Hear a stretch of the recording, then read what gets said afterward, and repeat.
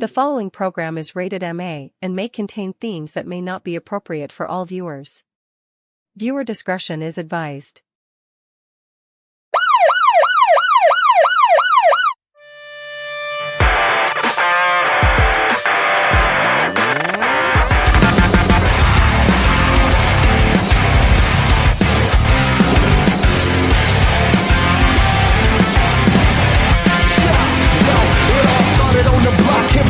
Trendsetters, the school of hard knocks and that attitude ever. Yeah, I just wanted to be one of the best. Holding the mic as I'm yelling out D-Generation X. I will remember it. I'll never forget it. We've come a pretty long way. There's so much I can say. It's never really gone away.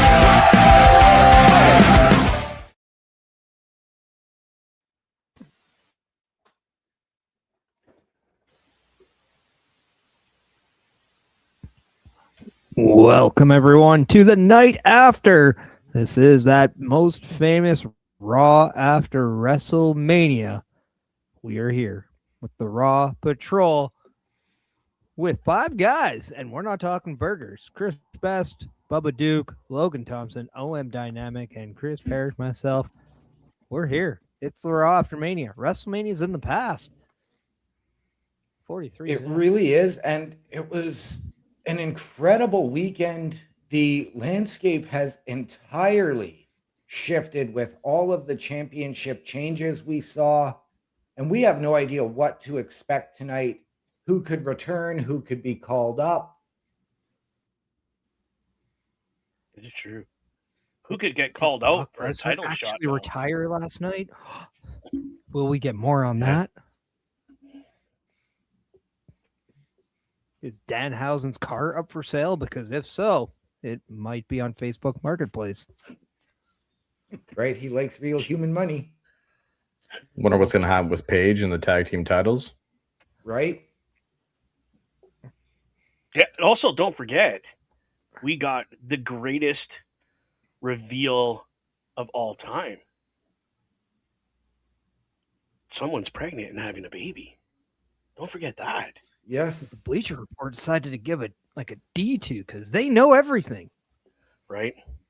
How can you possibly give something like that a D? Well, I mean, other than Montez Ford, but seriously, the grade D is absolutely crazy.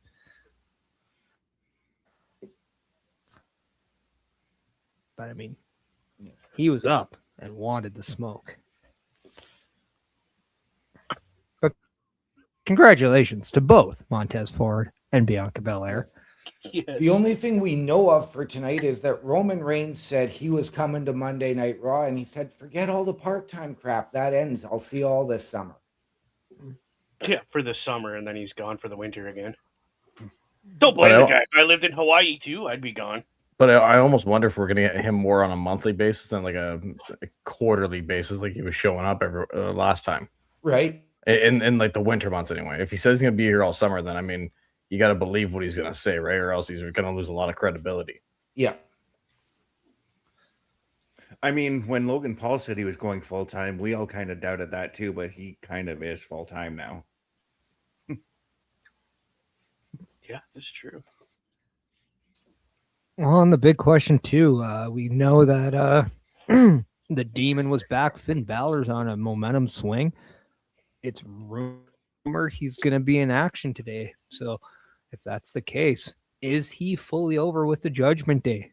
That's going to be the big question, too. Yeah, I hope so.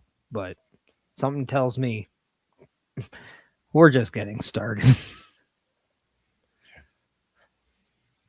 Well, we were now, what is it, about 20 days away from Backlash. And May is a big month because you do have Backlash, Saturday night's main event, and then the Clash in Italy. You also have a AAA pay-per-view as well in that time as well. And as we speculated, if this thing with Finn and Dom isn't finished, Dom doesn't have an opponent at that PLE. So, right.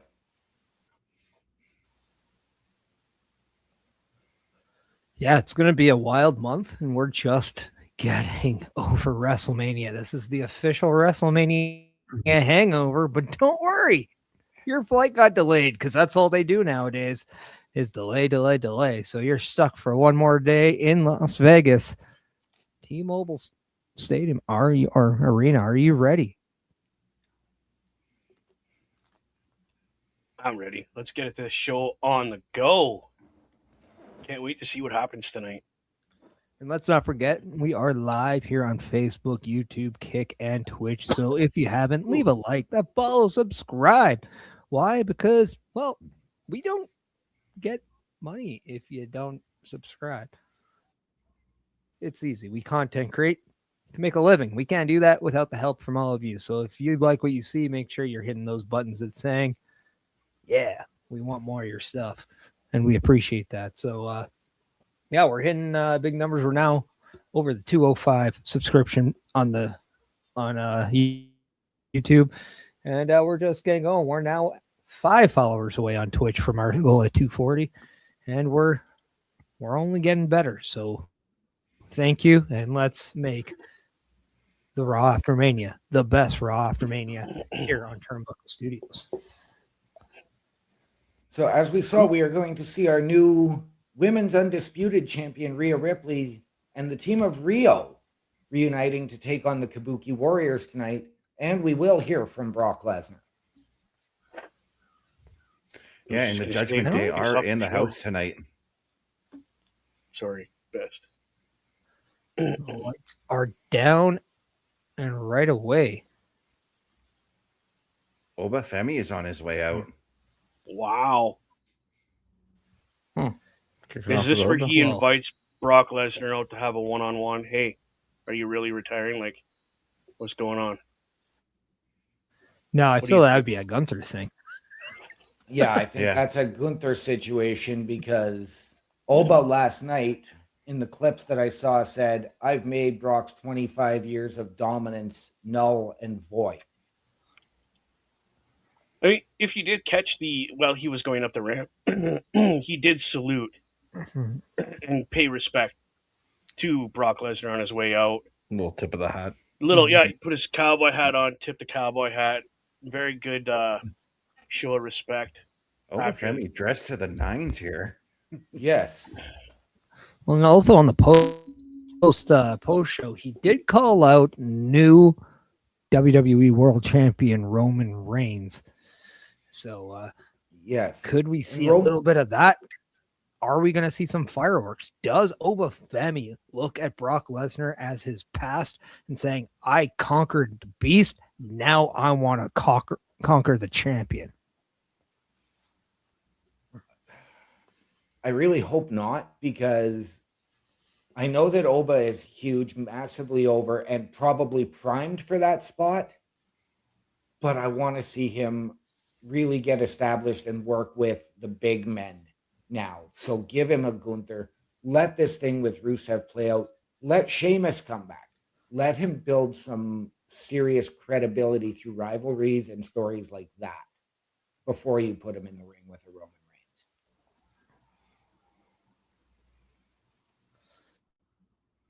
But, I mean, there's also strike when the iron's hot. That is something that you can't also forget.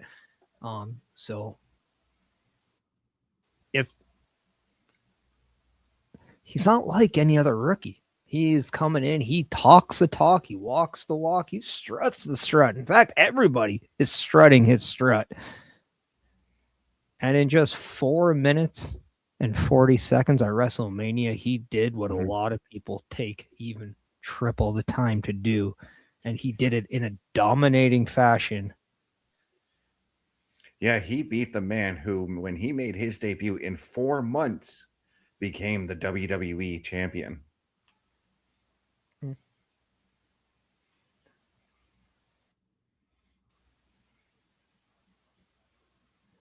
Brock Lesnar didn't take 4 months. Okay, 5. Because he debuted March 17th of 2002 or March 18th of 2002. And he also won at SummerSlam. Yeah, SummerSlam's in August. Yeah. Whoa. Short and sweet, just like his match at WrestleMania. Mom and Bear, thank you. Did my best. Got Great dressed today. point. That's usually more than I do normal days. So thank you very much for that.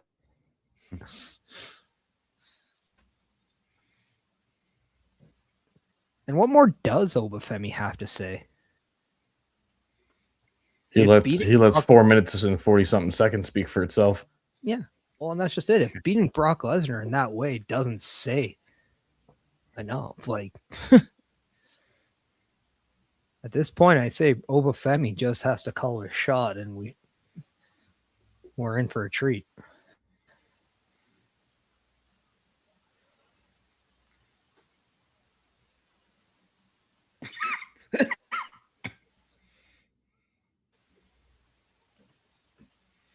Or maybe he doesn't have to say anything at all because now I've got the Kabuki Warriors on my screen.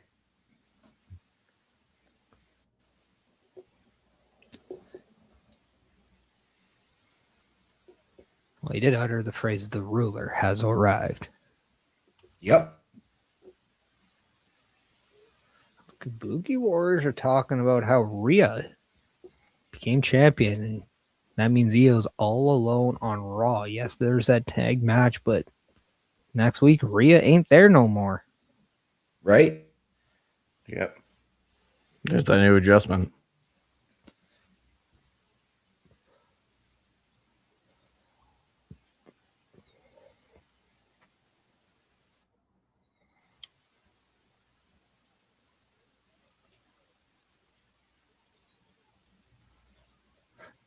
Big question is, what if one of Kairi Sane or Asuka pins Rhea Ripley in this tag match? Would that not put them in a position for a championship match?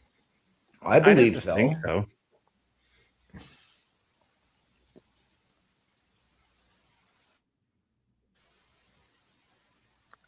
I mean, this early after winning the title at Mania, you'd figure that if you're going to pin the champ, there's going to be something being built after that.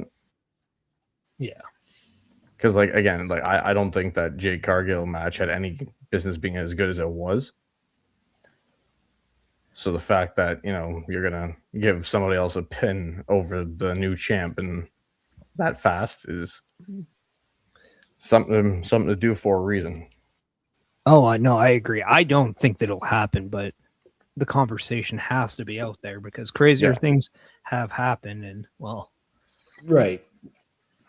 it's not like Io's on a hot streak right now. She has lost dominantly to Jade Cargill. Then she suffered that loss against Kairi Sane last week. Yes. She needs a pick-me-up, and she needs it now. We have to ask, does Jade and BFAB and Michin make their presence felt in this match as well? Yeah, I mean, and that's a strong possibility. They can't be happy with the result of last night's match. No.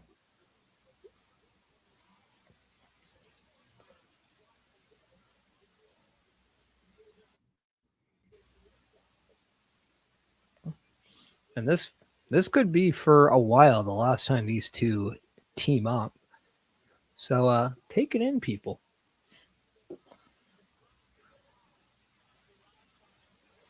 I'm just spitballing and thinking outside the box here, but what if Io turns on Rhea tonight?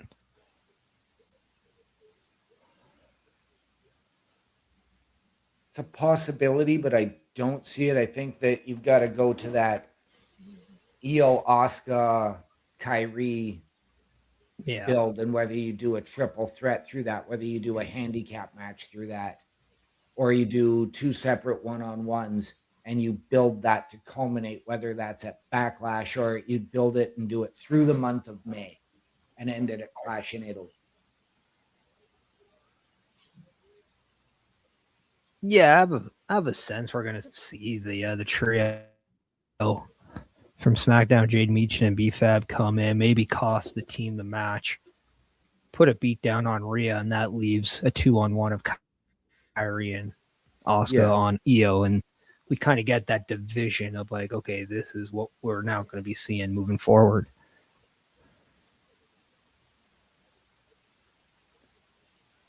I know we had a hard time last night when Jade actually delivered what was the one-winged angel in terms of what they called it. When I went back and watched it, it was Into the Sandstorm. Yeah. Da rude of her for her to do that.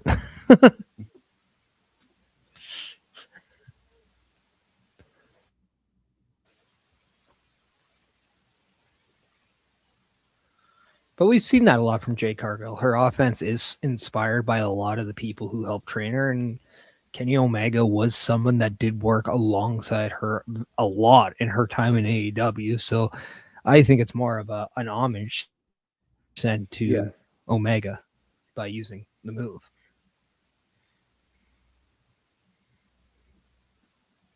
And even with a lot of the animosity and stuff that goes around, there's no way there's any malice behind it. So yeah, definitely. Yeah.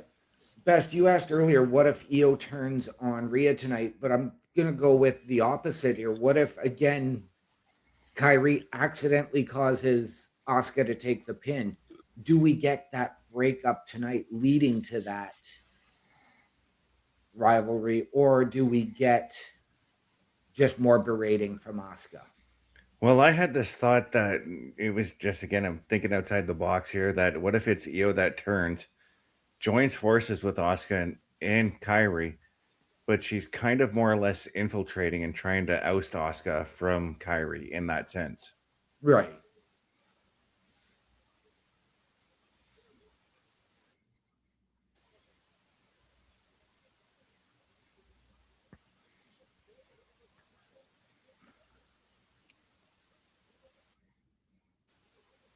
And although they have really no play in this, do we maybe see Paige and Bree show up to scout this match? I mean, you might as well, right? I mean, knowing that the Kabuki Warriors were the kind of the fill-ins or the alternates if the Bellas and or Paige weren't available for last night's or for WrestleMania, I think it would make a lot of sense for the Kabuki Warriors to get a win here and maybe then go for a challenge to those tag team championships. Only then we see Io cost Asuka and Kyrie that match to set up a match at Backlash. Right. And then we can do something else with the tag titles. I do think you reward the Kabuki Warriors for being put in that position as they kind of had their WrestleMania moment or a WrestleMania opportunity taken away.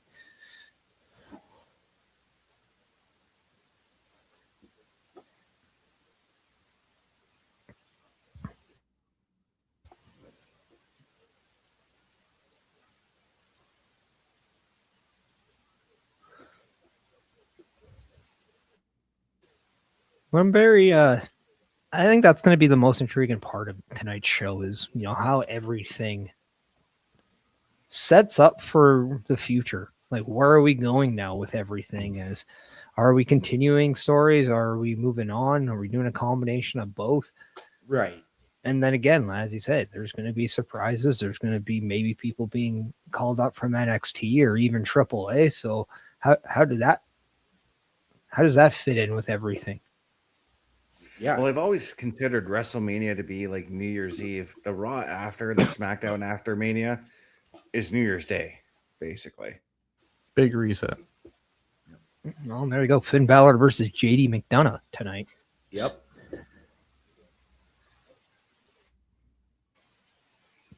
Two guys who I thought had excellent performances at WrestleMania. Yes. Yep. And speaking of JD and the Intercontinental title, that's another question we have to ask is where does Penta go next with the Intercontinental Championship?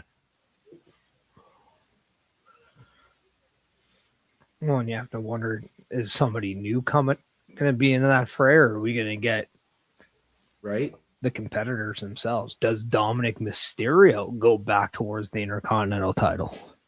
Right.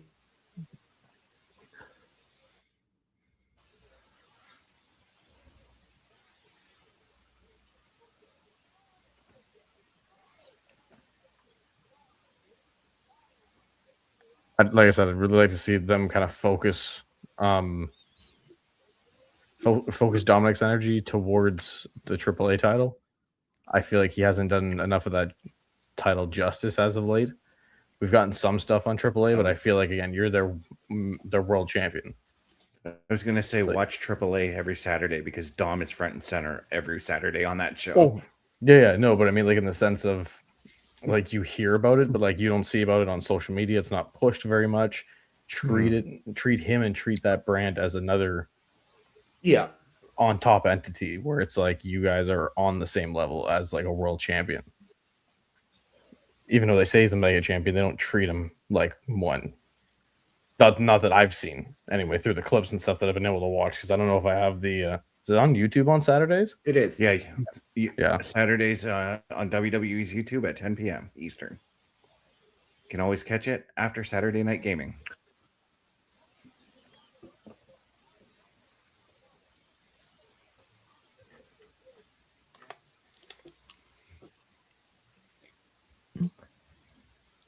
There seems to be a different speed from Asuka here tonight. Her strikes are quick. Yes. A little more crispy. You got to imagine Rhea's got to be sore and beaten up from last night too. Oh yeah.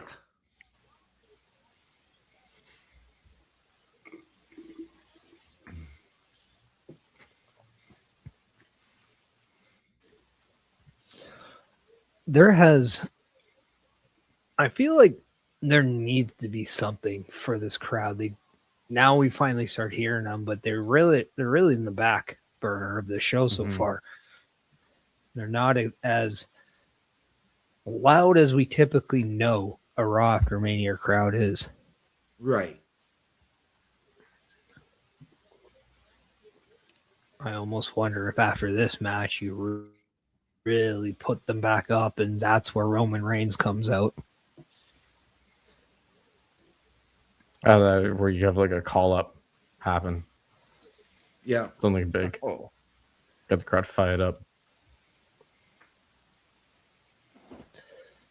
Well, there are most likely a lot of people in backstage from NXT. I'm sure a lot of NXT superstars are up there watching all the shows. Like normally every year there are.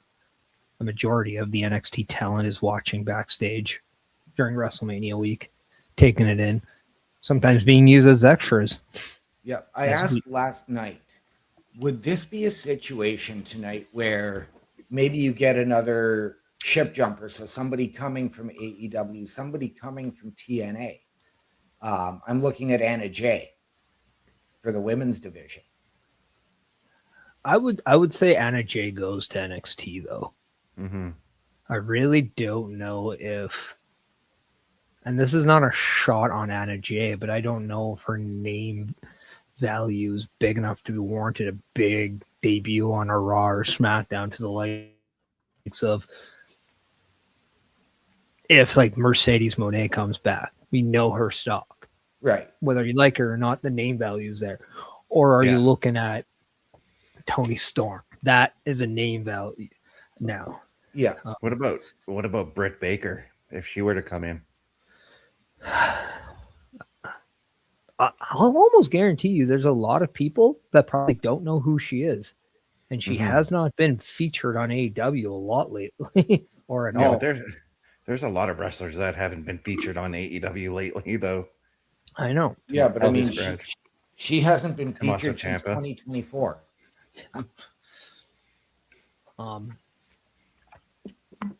I think again too, like if she's coming in, NXT might be the right spot.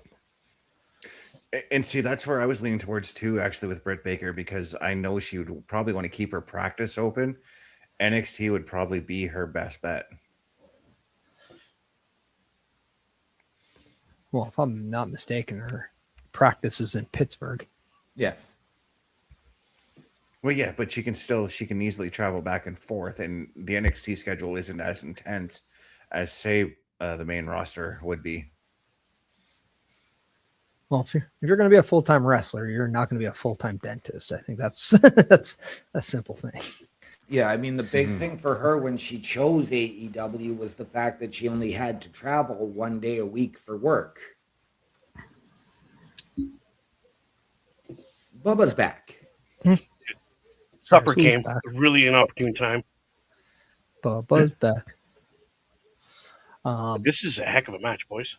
Yeah. Wow.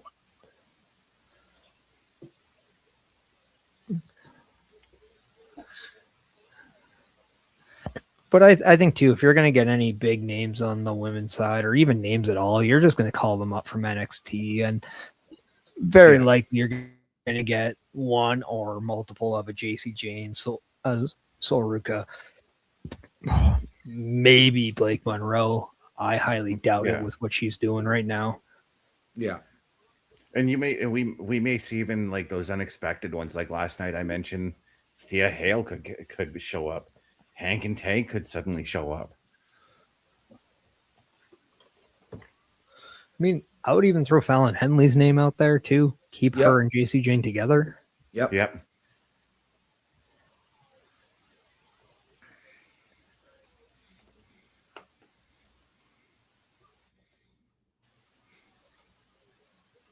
Every week, I mean, Io Sky's athleticism just blows my mind. Especially if you do end up in the short term split up the Kabuki Warriors, that does leave a hole in the women's tag team side. Yep. We know we're not Rio Neo is going to be done after tonight. Maybe there's a team on the SmackDown side that doesn't have much. And I'm looking more at Alexa and Charlotte. Do they stay together or do they go separate ways? So,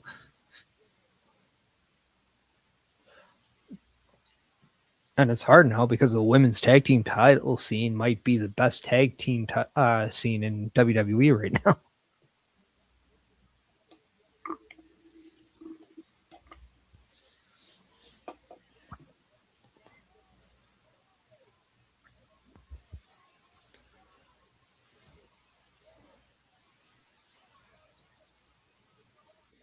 Oh, I thought Rhea had it.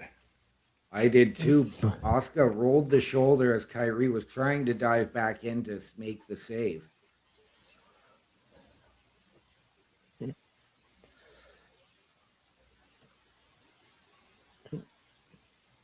I guess too, involving the tag champions, you have to wonder: does like a Roxanne Raquel Rodriguez want to get back into the title scene? I'd have to imagine because of the success of Liv Morgan, that might light a fire under Raquel and Roxanne's ass a little bit.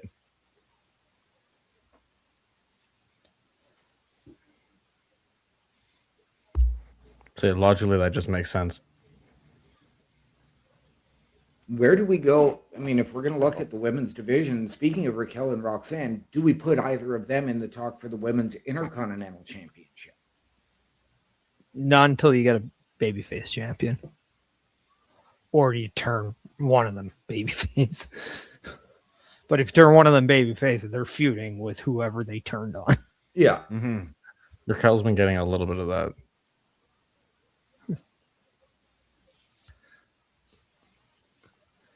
And I actually have Raquel as my early favorite now to win maybe a Money in the Bank or even a Queen of the Ring.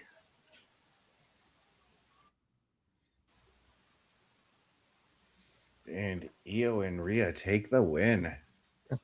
With Io specifically getting the pin on Kairi Sane, so that allows Asuka now to blame the match on Kairi.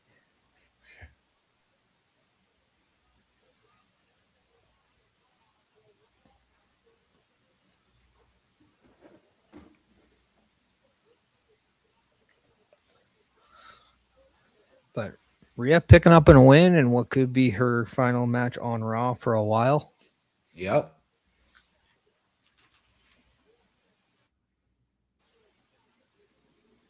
I like how green shirt guy just has a whole row of green shirt people with him now. Let's give a confession, brother. I don't know what you're saying to her, but it's not very nice. brutal.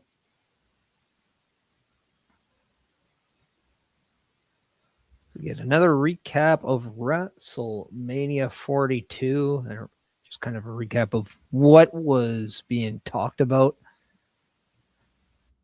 Definitely a more positive night of WrestleMania than what the first one was all across the board. Yeah.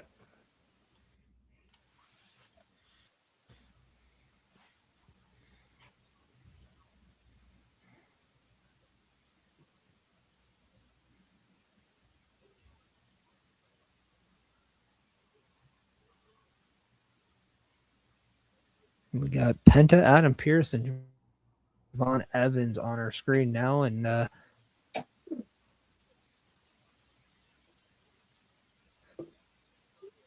Javon Evans is saying he's not waiting. Stand in his ground.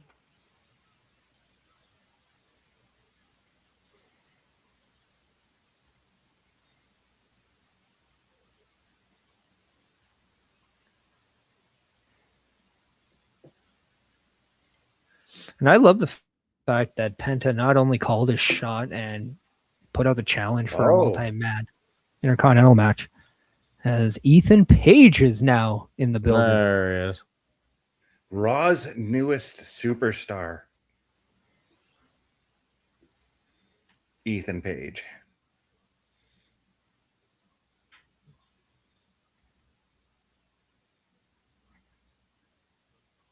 Javon had that look on his face when Ethan Page showed up. Like, I thought I was done with you. This dude. And Ethan Page, Javon Evans is now official for later tonight. Okay. I like it.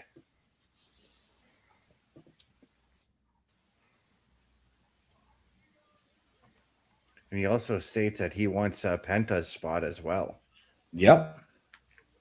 What's all the spots? Ethan Page, he doesn't wait for people. That's what makes him the superstar he is.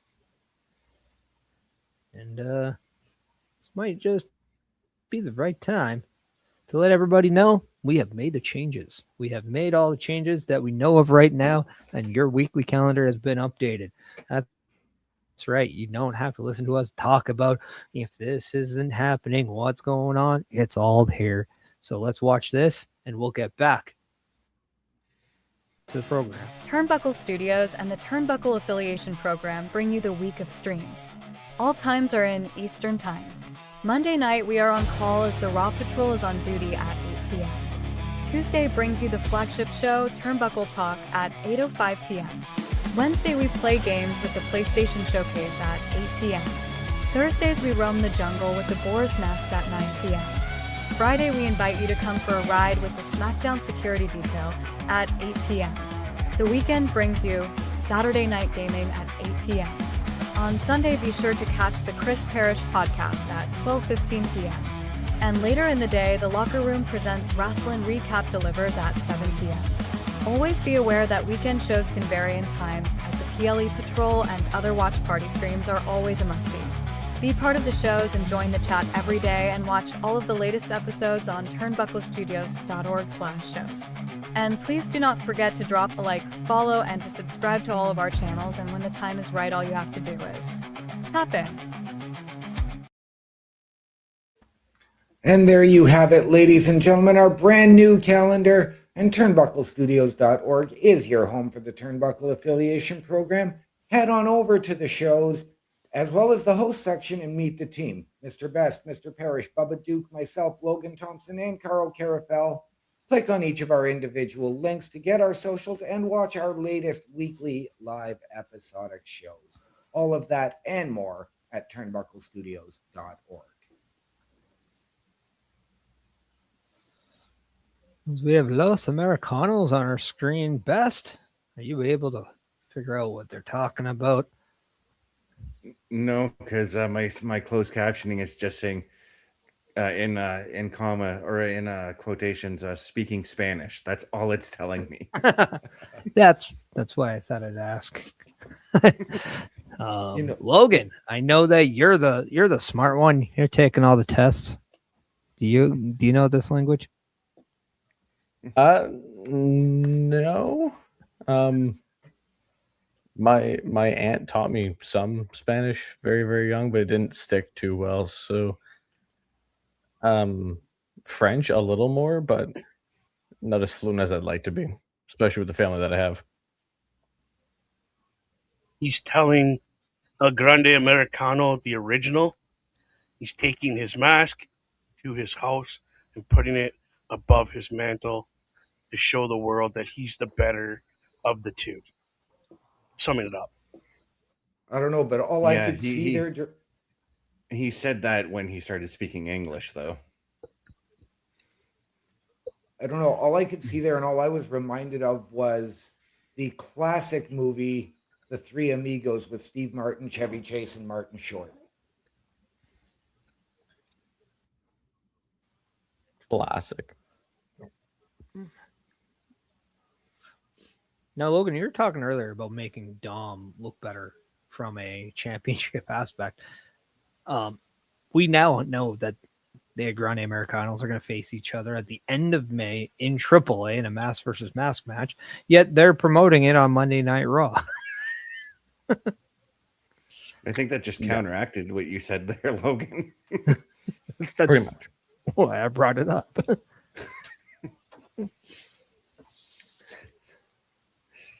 Was a little weird, right? Oh, Royce Keys is in the crowd.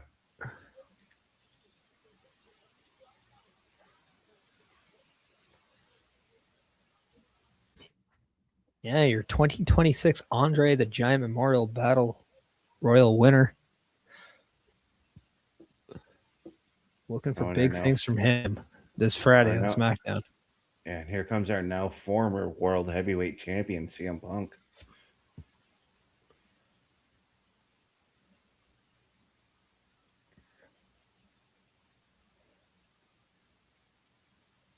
I'm loving the colors on his shirt, though. Black and gold is nice. Mm-hmm. Knew I liked you, Logan. What? I mean, oh no, I always say that because I'm a Saints fan. Yeah. But he might be sporting the black and gold for the Golden Knights. Yeah. I highly doubt a Chicago Blackhawks fan is cheering for the Vegas Golden Knights. It's probably just pushing the T-shirt. Pushing. Didn't say he was cheering for it, in every but just city. yeah.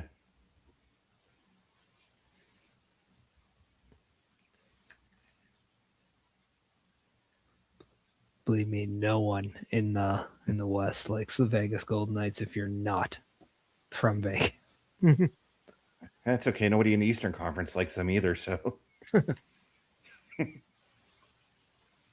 they've become the Dallas Cowboys of the NHL. And I feel they're more of the Patriots, but that's another story. Yeah. Well, you could either one of those two teams.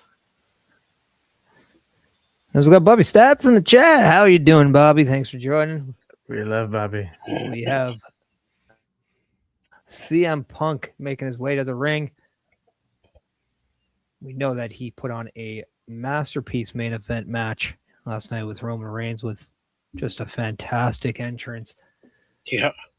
But if he somehow doesn't want a rematch, you have to wonder what is next. I think we're about to find out. Hollywood.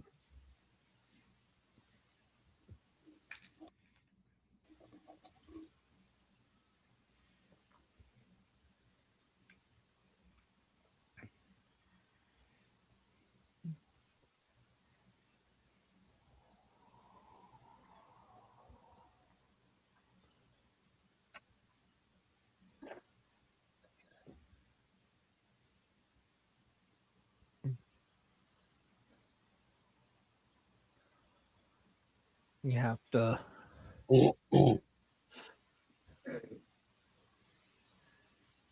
give the man credit. He gets nothing but absolute dirt thrown his way when he re-signed with WWE. A lot of people said he was washed up. This might be some of the best we've been seeing from CM Punk since he's joined back in the WWE. And last night's main event, his first ever time closing the show of WrestleMania on the second night. And he delivered one of his best performances of all time. Yeah, and I will be the first to admit that when he made his return back in 2003 or 2023, I was one of the ones that did not want him to come back, but I'm glad he came back, and I'm glad he made me wrong on that one.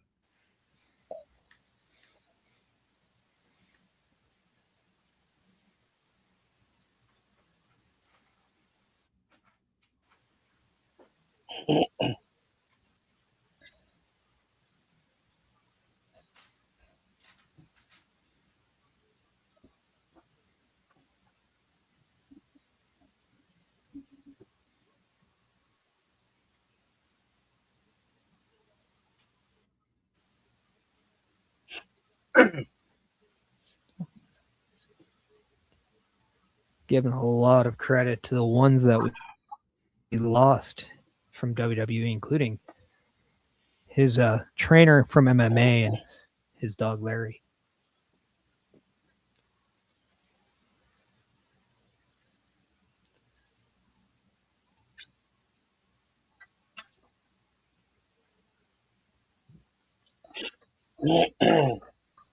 Right on. Right on. Talking about how he had to show love and respect to every single one of them on his jacket.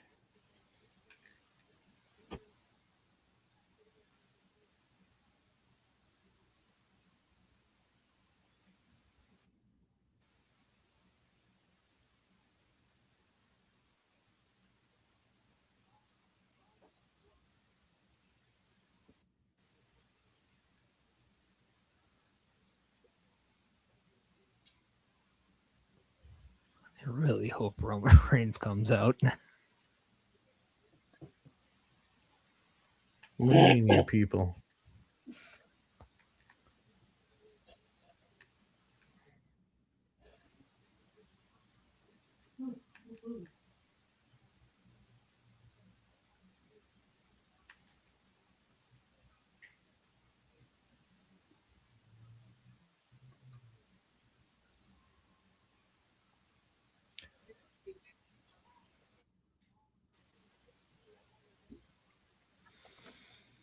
If it's not Roman, who?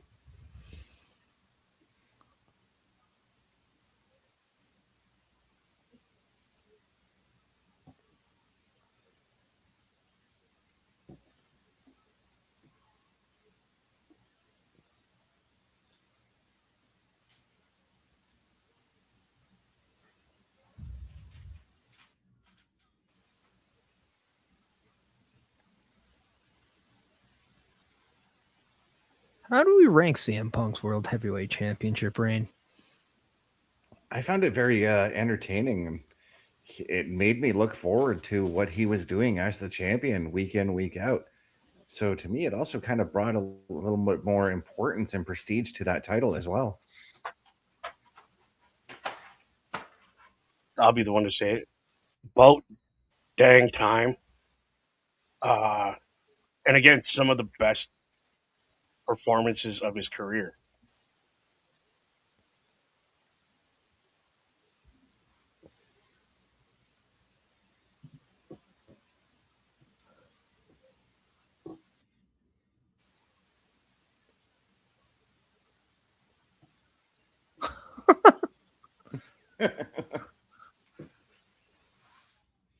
I'd say just to kind of add on, like, you got to appreciate a full-time champion showing up week in, week out after the years of crap that we've had. I mean, it's nice to see that we're finally getting some full-time nonsense.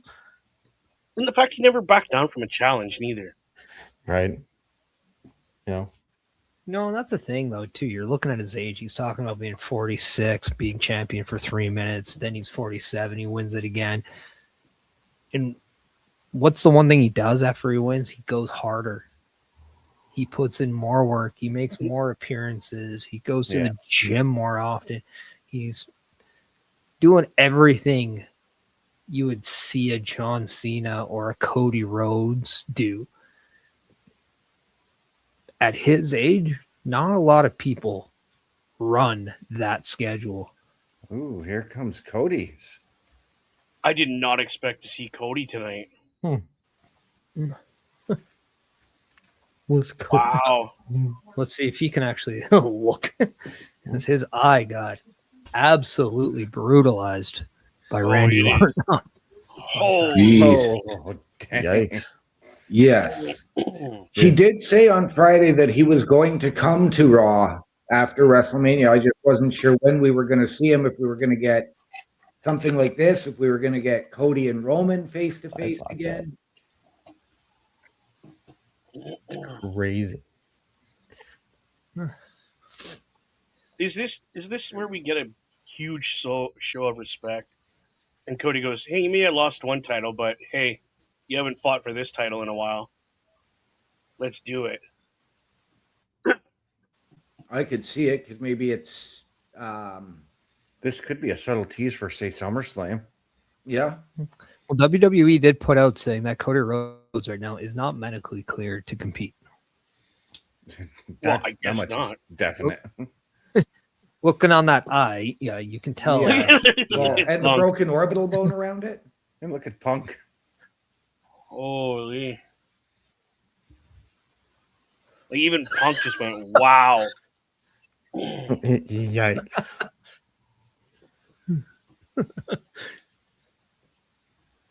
I mean, I know CM Punk has bags over his eyes, but now that is going too far, Cody.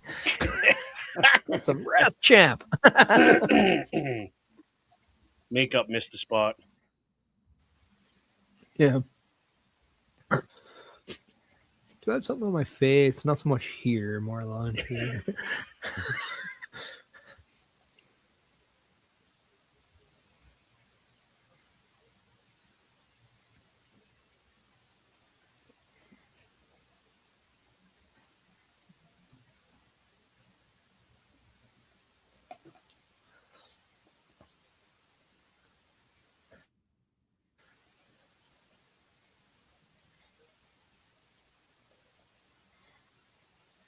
I mean, do you know that this is what the scene was leaving SmackDown on Friday?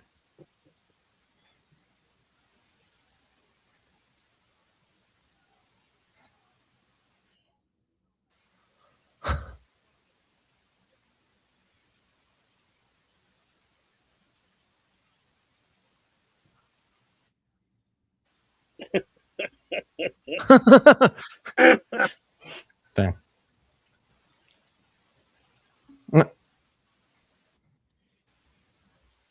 It's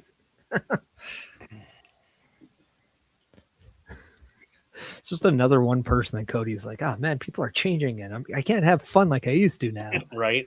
Damn, I guess I have to grow up.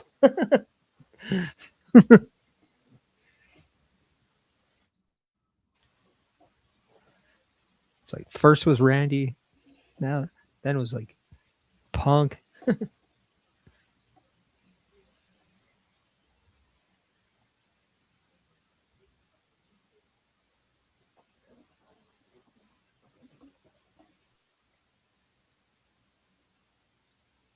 Uh-oh.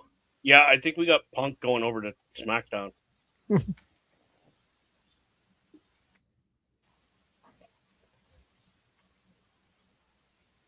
Someone just yelled, "Beat his blank."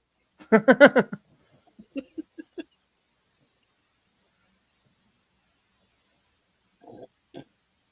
marshmallow on a stick. Marshmallow stick. Right.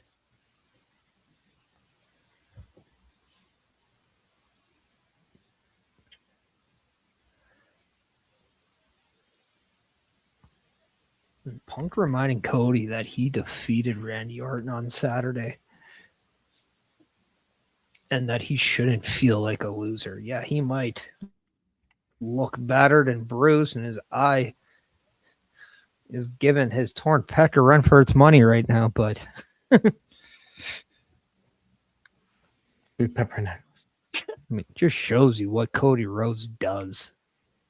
What he puts his body through, and that's why he is a 3-time undisputed champion. Yeah.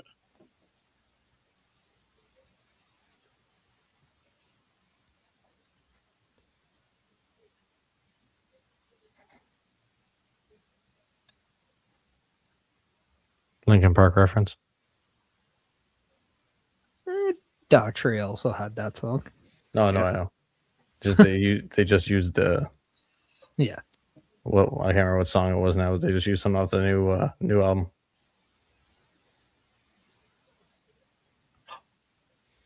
Oh.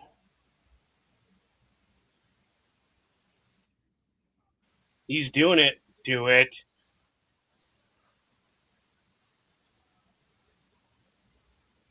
Ooh, that was ominous of a I'm coming for you. Tough.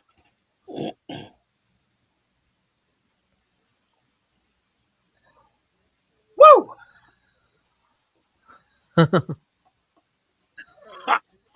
Now, Well, looking at Punk, I think he just did one of these people priceless. and just hooked them. Ted Oh, he DiBiase did, Jr.? but priceless. yeah, that would be priceless. Coming out of that was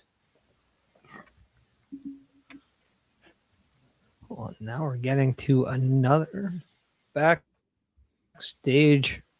pre-recorded segment with Finn Balor as he talks about his match last night against Dom Mysterio. Yeah.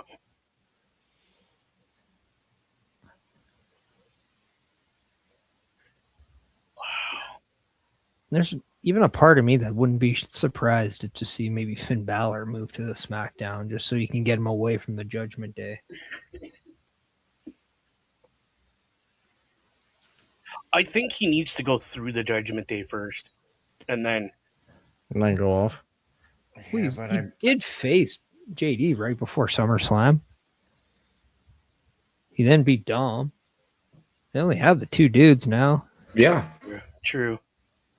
Yeah, He's but not I'm gonna betting I'm beat betting up if you the move him girls. I bet if you move him to SmackDown, he ends up doing something with Damian Priest and Rhea Ripley over there, anyways. And R-Truth. The gang is back. Yeah. Right.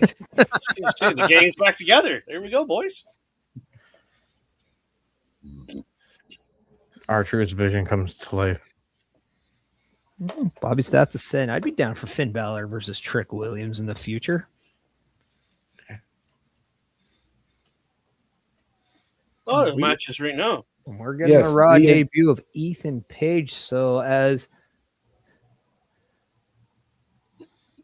we see the man who considers himself all ego, how about we let everybody know that your ego might be just welcome here, because we just might need a little bit of ego. A Turnbuckle affiliation program is looking for more people.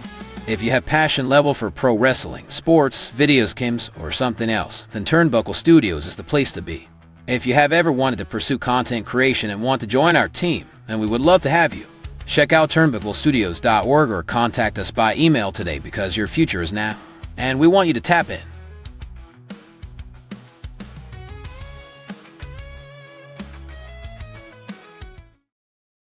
And ladies and gentlemen, turnbucklestudios.org is once again your home for the Turnbuckle Affiliation Program. Hit that join button. Send us your credentials. Do like Logan did. Tell us how you can help us, how you think we can help you. We will sit down as a collective and find the right fit. All of that and so much more at turnbucklestudios.org.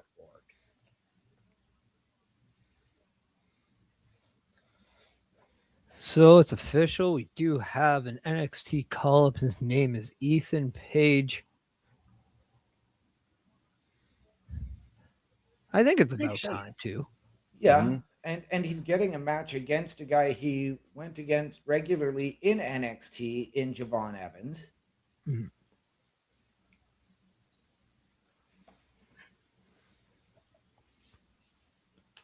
But Ethan Page on Raw, how do we feel about it? Do we like that he's Raw, or did we wish that he went to SmackDown? I'm gonna be taking a wait and see approach on this situation because I'm very curious about what they do with him or where they go with him.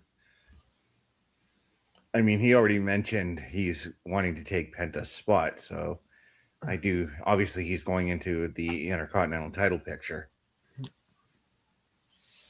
I mean, I'd be down for Ethan Page versus LA Knight. Yeah.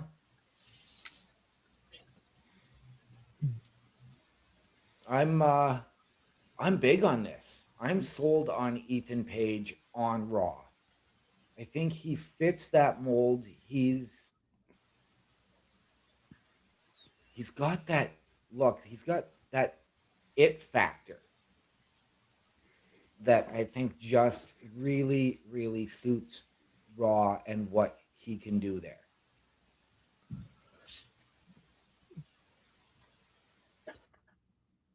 I was say I got to agree with the same idea that he's got that it factor that kind of fits the aspect of what Raw needs.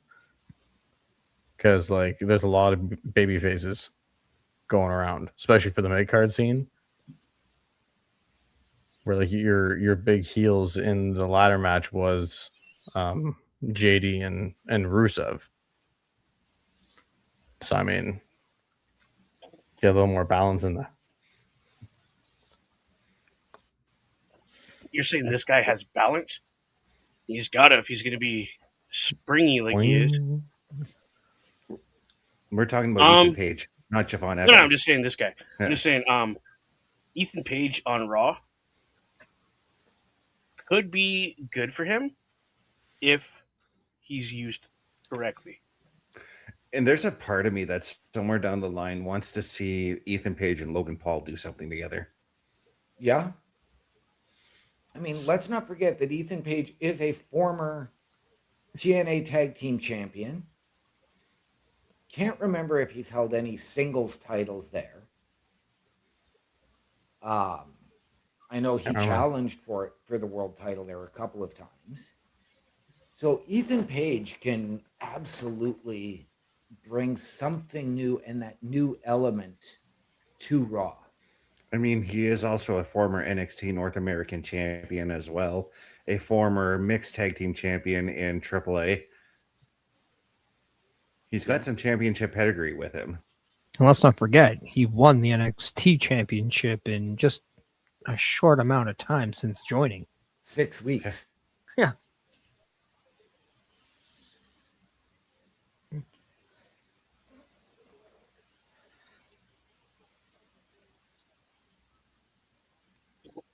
And no matter what, where he was in NXT, he was always in the championship picture during his entire time in NXT.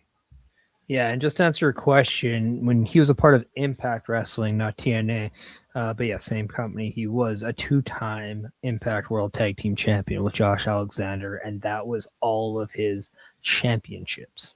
Okay.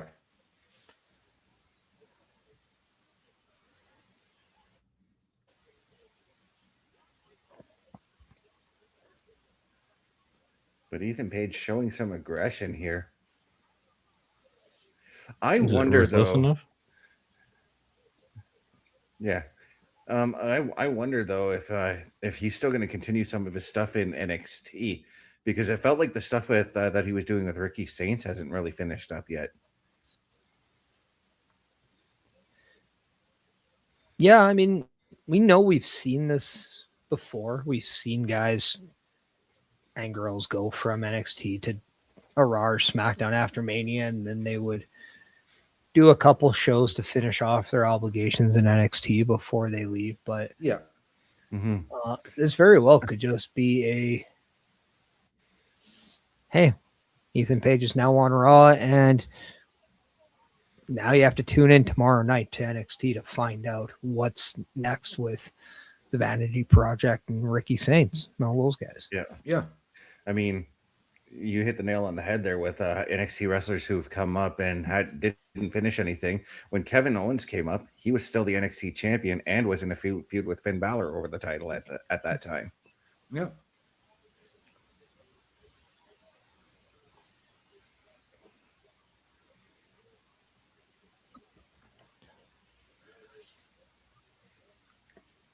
And yeah, if we can run down, and then like Bobby, you're kind of hitting the nail on the head here with in the comments though. There's a lot of people you can work with. Like he's saying, Bobby's saying Seth Rollins is one. Maybe not at the time being. We are getting ready for Braun Breaker and Seth Rollins as a big feud on Raw, so that's going to be a lot of fun to see. But we're talking LA Knight. We're talking potentially Jey Uso, Jimmy Uso. though. Finn Balor. These are some baby faces that Ethan Page can work at. Yeah. I'll just throw it out there. Could Ethan Page be recruited into the Judgment Day? I don't see the Judgment Day, but I was going to suggest could Ethan Page be recruited into the Vision?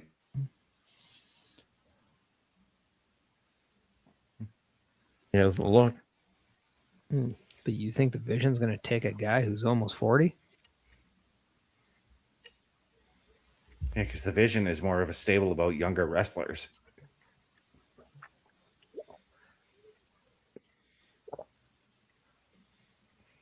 If anything, I could see like picking Javon Evans and be like, "Oh, you're 21. All right, you can be our like hot shot guy in the Vision." Well, we know that in this situation, Kofi has been trying to recruit Javon. What about Ethan Page and Grayson Waller? I actually like that pairing.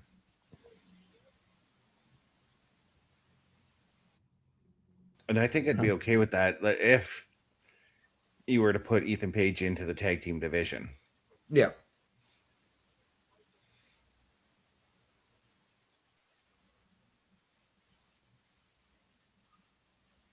But I do, and the more I'm thinking about it, and I'm thinking about what Ethan Page had said to Adam Pearce before this matchup about how he's going to take Penta's spot, I'm liking that match as well. Yeah. Well, that's just it. We were asking and talking about what's next for the Intercontinental Championship, and we know this match has some Intercontinental Championship kind of down there because both Javon Evans and Ethan Page did get in the face of Penta and did say they want to be Intercontinental Champion. Yep. So whoever wins this match now has a better stake to claim that they are more deserving than the other to be challenging Penta for that championship. Yes.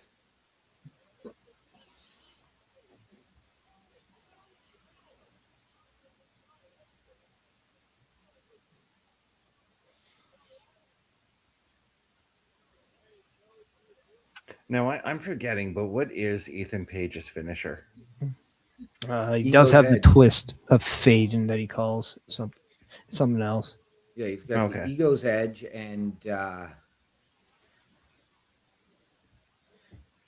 I really can't see him using the Ego's Edge anymore. No. Well, what is the Ego's Edge? Basically a Razor's Edge. Okay, yeah, he won't be doing that because that's Rhea and Damien on the main. Who are on SmackDown? Yes. Yeah, true. I mean, yeah, he might actually. What about Ethan Page versus Sheamus when Sheamus comes back? Yeah, and who knows when that's going to be though? Right? That could be tonight. Maybe.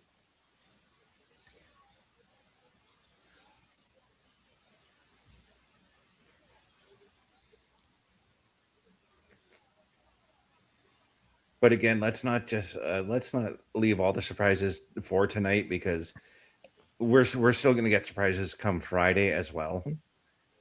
Yeah, balance it out. We'll get all the surprises tonight and even more of them on SmackDown. Yes. That is a quote from the IWC. I mean, last year we got Rusev making his return and squashing the New Day.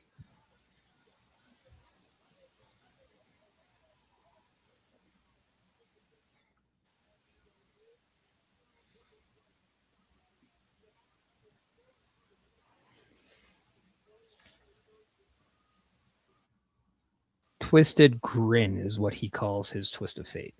There. Okay.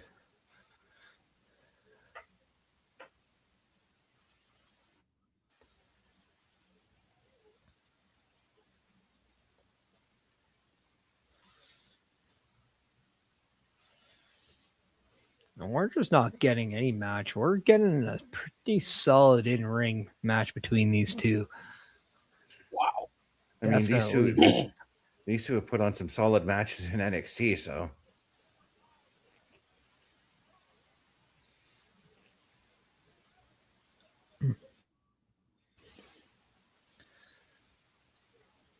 And what's always fun about watching these two is you always get a sense of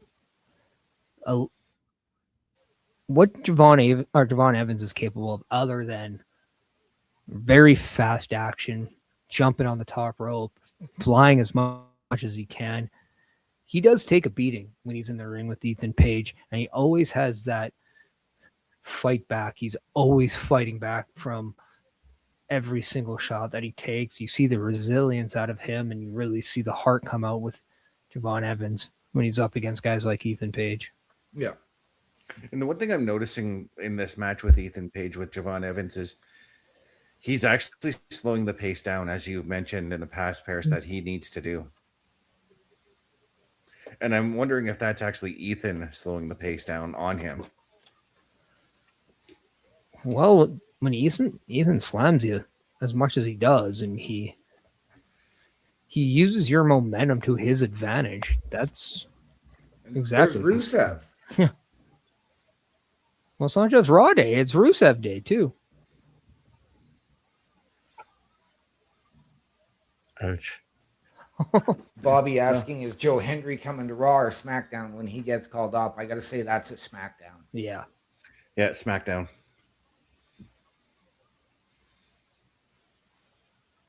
I mean, a lot of people are already considering that his appearance in the Andre the Giant Battle Royal was Hendry's call up. And Twisted Grin on Javon Evans, and Ethan Page is victorious in his Raw debut. And that's who I was going for in this one. But now, what is this alliance with Ethan with Rusev, if there even is an alliance? There isn't. No, This is I just guess- Rusev No. laying waste to League of Javon Nations. Evans. League of Nations. No, Ethan Page was like, I'm out of here. I get involved with that. Yeah. I had the meat, you can pick off the bones. Yep, you do you. Wolf. Oh, Oh, Penta. If any of you was Ethan Page, would you get in the way of Rusev right now? Nope. Nope. But Ethan Page has not left ringside, just pointing that out. oh, what a kick.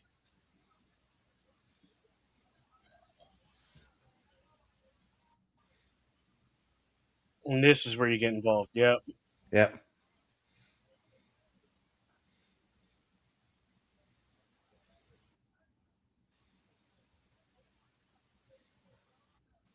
Boo, boo, you suck.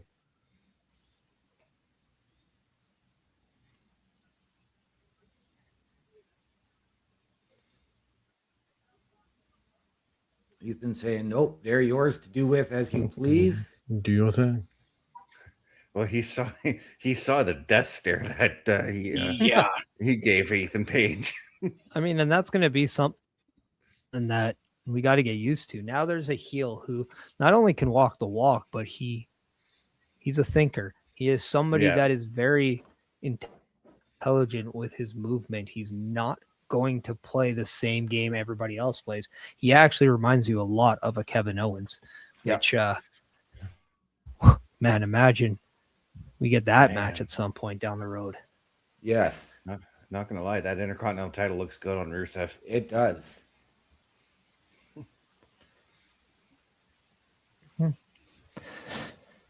And even though an Intercontinental Championship might look good on Rusev, getting a Turnbuckle Studio hoodie or shirt, that could look good on you. And there's only one place to get that. It's our shop. So check it out. The Turnbuckle Studios store is open for you 24 hours a day, 7 days a week. Get the merch and represent the best from the shows you watch on a weekly basis. Multiple styles to choose from with over 10 products available. Don't get left out and pick up all your favorites today. Find us at turnbucklestudios.org. And ladies and gentlemen, once again, turnbucklestudios.org is your home for the Turnbuckle Affiliation Program. And we want you to head on over to our shop, powered by redbubble.com. Support your favorite shows and your favorite podcasters. Wear what we wear.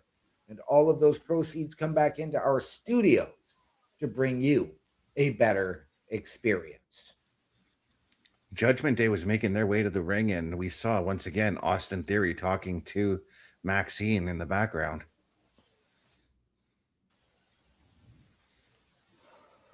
Nice guy Theory. Now, if there is a girl that goes up into the Vision, what about a returning Zoe Stark? That makes a lot of sense. She comes across as someone who would be a Paul Heyman girl. Mm-hmm. I could get behind that. She would fit in perfect because she's got the same kind of attitude as them all. Really, the same kind of build. She's built to fight. Yeah. So yeah, She's got that attitude that I don't care who you are, I'm going to beat you up.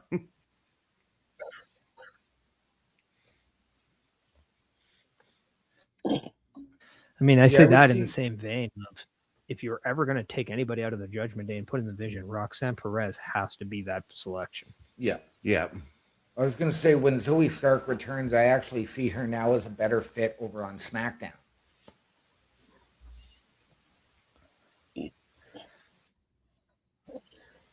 Yeah, and I feel like she'd get I mean, you would lost in the think when she shuffle comes there. back, a mid-card title is the right spot. Mm-hmm. Her and Becky could be very fun. I just imagine the brawls that those two women could have. I'm just thinking of Zoe Stark versus Tiffany Stratton, Zoe Stark versus Jordan Grace. No. Powerhouses. Those are matches I want for Rhea on SmackDown. Yeah, and if Zoe Stark comes back as a babyface and stays on Raw, you'd have Becky Lynch right there. You have 3 members of the Judgment Day, whether it's Liv Morgan, Raquel Rodriguez, or Roxanne Perez. So you still have a good amount there. But if she comes back as a heel, that's where it's tricky because both Raw and SmackDown are driven more with heel right now. So does she get lost in the shuffle if she comes back as a heel? Yeah.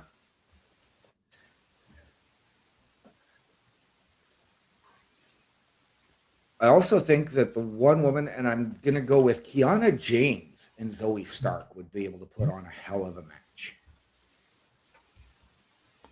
And then Bobby coming in saying, you also have Ivy Nile, and that's a great shout out because that's someone who, as soon as Chad Gable went down with his injury, man, the Creed brothers and Ivy Nile really went to the wayside pretty quick.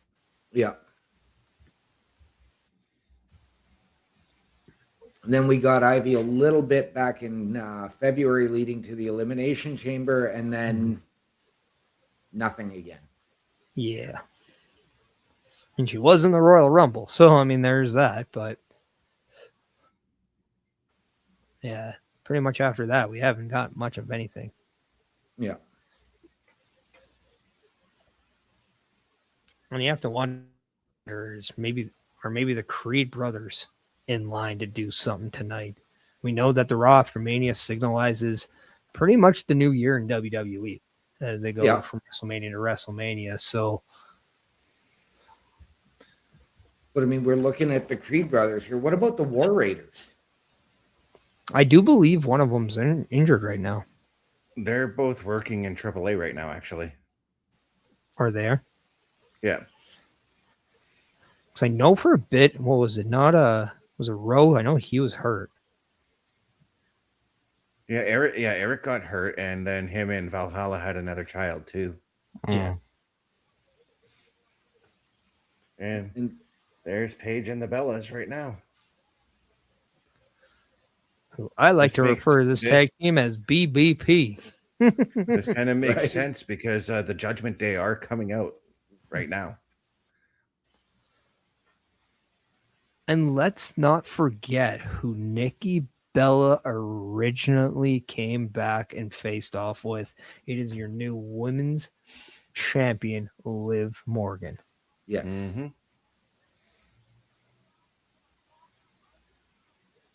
See, that's what I like. This song, but you still got that intro out there. I don't mind this. That intro, I think, is just fantastic.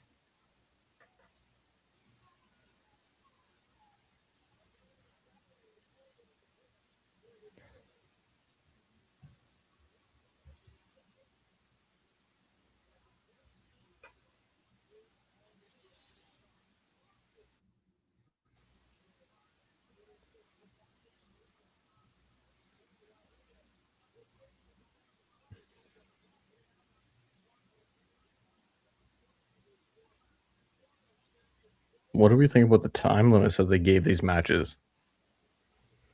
I was fine with them. See, I'll say this. I'm aware that there's 10 minutes given to Jade and Rhea. I didn't feel like it was 10 minutes because I thought the match was fast paced and then went. I know there's a lot of people saying match time was bad. I did not expect the Liv Stephanie match to be what it was.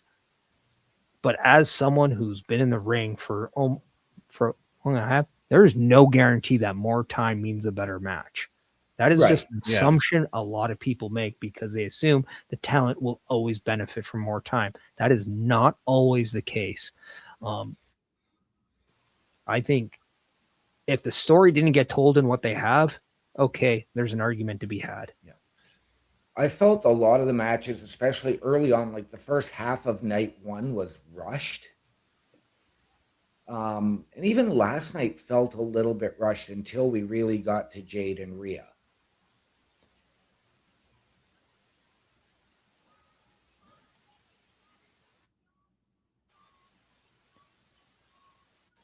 And to bunk off Parrish's point, you can have a 30-second match and it would be the best match of the night, or you can have a 20-minute match and it would be a total stinker. Just depends on who's in it. Yeah. I also don't think we've seen the last of Stephanie Vickier and Liv Morgan, so I don't think you needed to have their best match. Even though, yes, it's at WrestleMania, you never want to have a bad match at WrestleMania, but their best match should be the final one in their feud.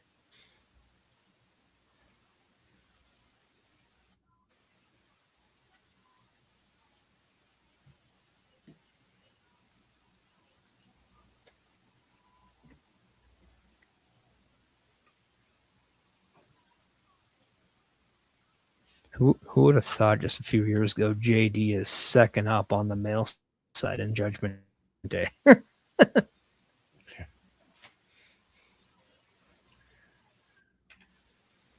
When what it only felt like last year where he was just basically in the background of a Judgment Day segment playing video games with Carlito. It's come a long way.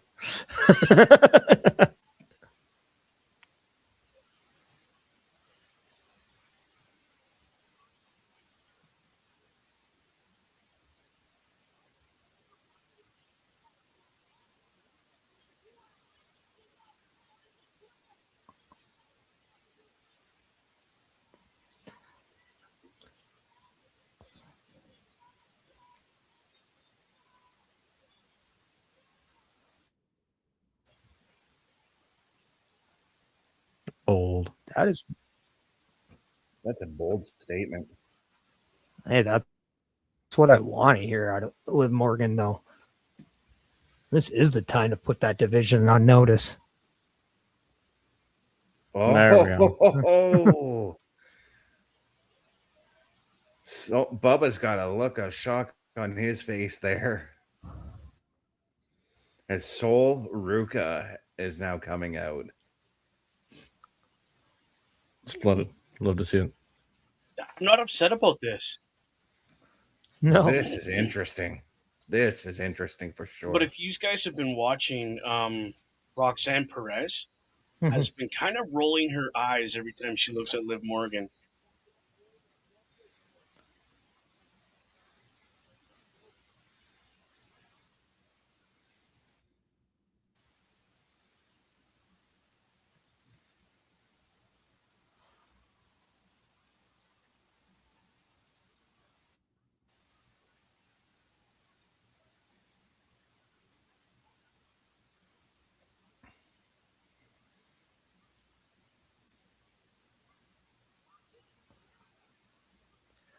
as Sol Ruka is saying praises to our new champion.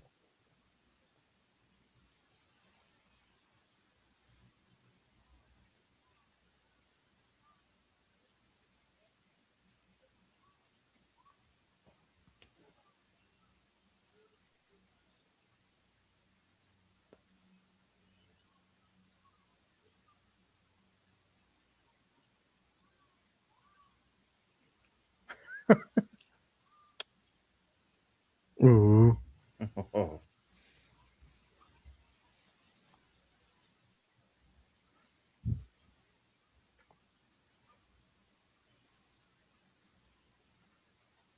Well, Liv's giving her a little bit of grace.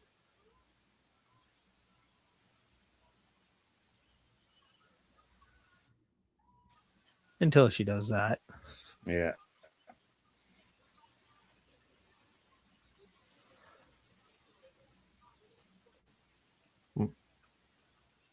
What?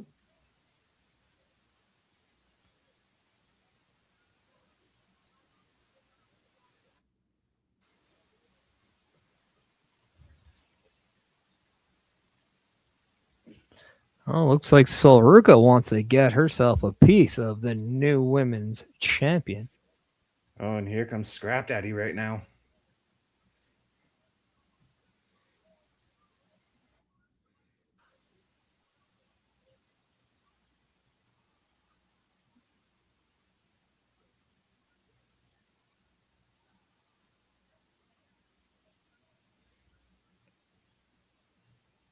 We have a referee out now. Jessica Carr's like, yeah, I got this. That's awesome.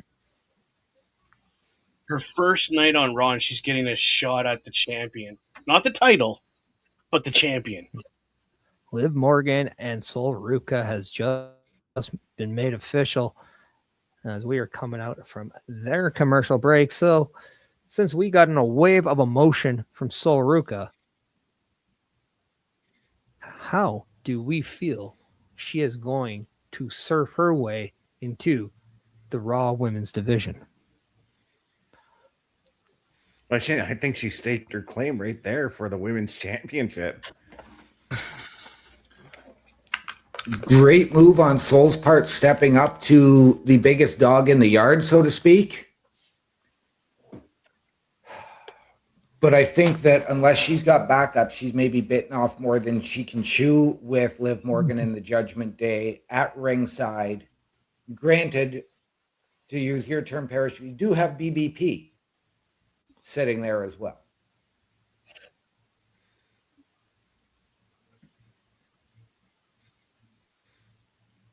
I don't even know what to say. Like, this is just craziness right now. I mean, talk about having guts to do what she just did. She wasn't going out there for a fight, but you're not going to, spit in my face and get away with it kind of thing. So I like this. Hey, if she beats the champ, maybe she's next in line for a title shot. Who knows? I wouldn't say no to it. I mean, typically that's the way it is. If you do beat the champion, you might as well go after her for the title afterwards.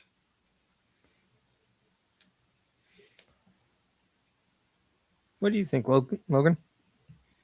I mean, if she's gonna get a match against the champion this fast, and she wins, you can't have to put her in that category of if she gets a pin on the champ debut match on Raw.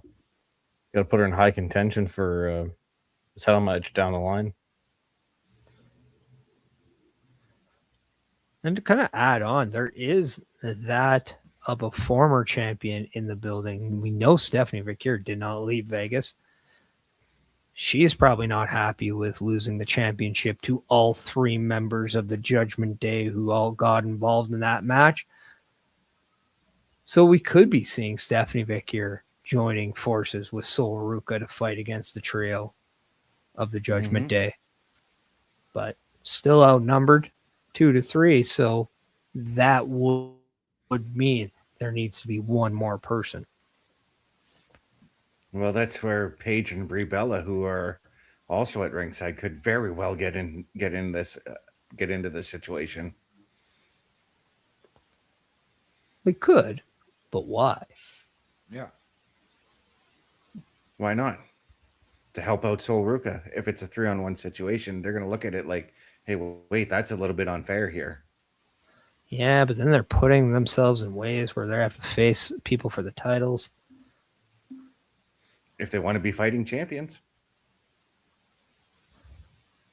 Yeah, but if you're going to go to that level, then you're going to get potentially a Bailey and a Lyra who are pretty PO'd after what happened at WrestleMania with Paige's return and then, of course, winning the belt.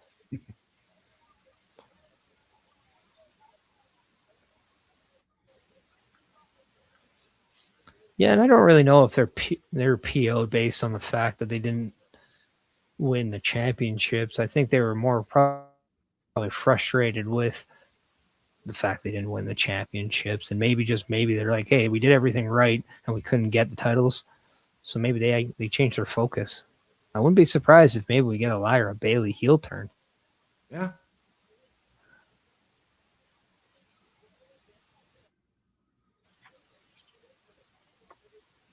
All right, now Sol Ruka has an answer for every piece of offense Liv is throwing at her.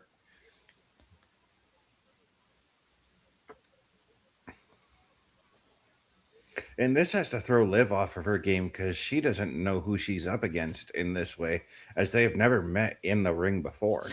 Right. The same thing could go for Sol Ruka as well.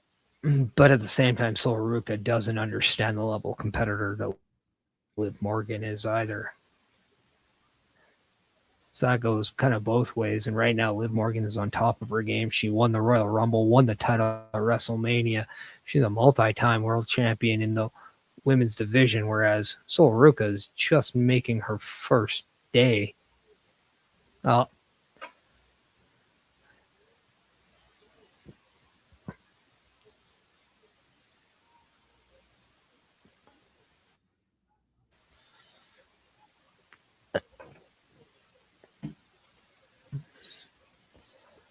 Bubba didn't.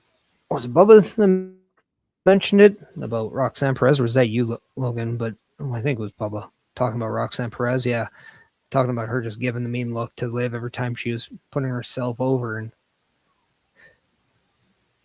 I mean, you're not nicknaming yourself the Prodigy and being happy about somebody else's success, right?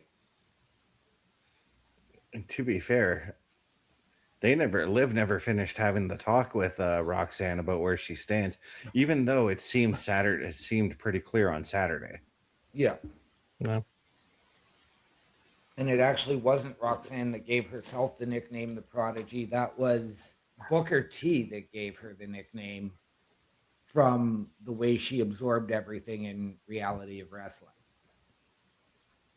But that doesn't change the fact that if she's a prodigy and she's okay being known as a prodigy, she's just going to stand behind and watch other people succeed. You know, Roxanne wants to be champion, and she doesn't want to be tag champion. No, I think that's where you need to get her and figure out a way, whether it's in a multi-woman match, to get her that Women's Intercontinental Championship.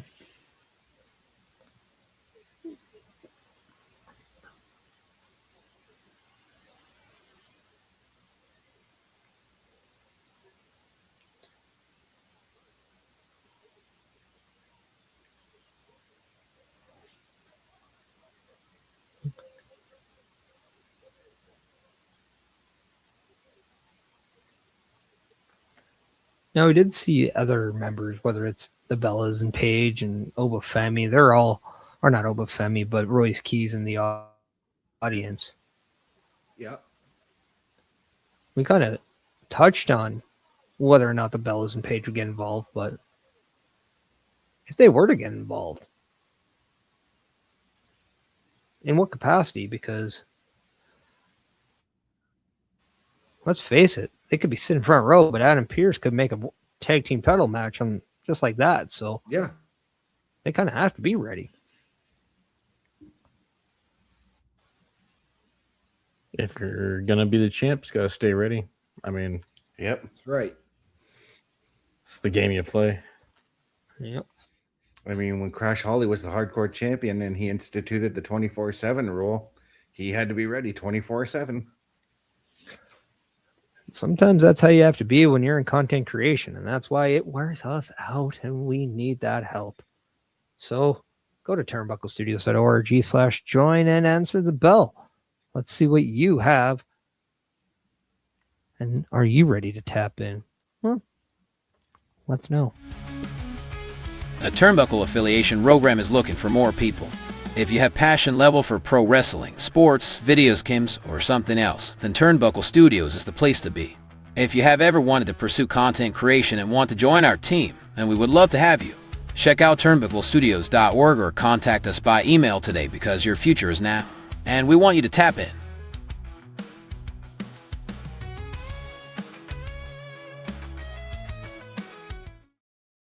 And ladies and gentlemen, there you have it. Turnbucklestudios.org is your home for the Turnbuckle Affiliation Program. If you've ever wanted your break in podcasting, content creation, a potential collaboration, or please help us help behind the scenes, hit that join button. Do like Logan did. Hit that join button. Tell us how you can help us, how you believe we can help you. We will sit down as a collective and find the right fit. All of that and more at turnbucklestudios.org.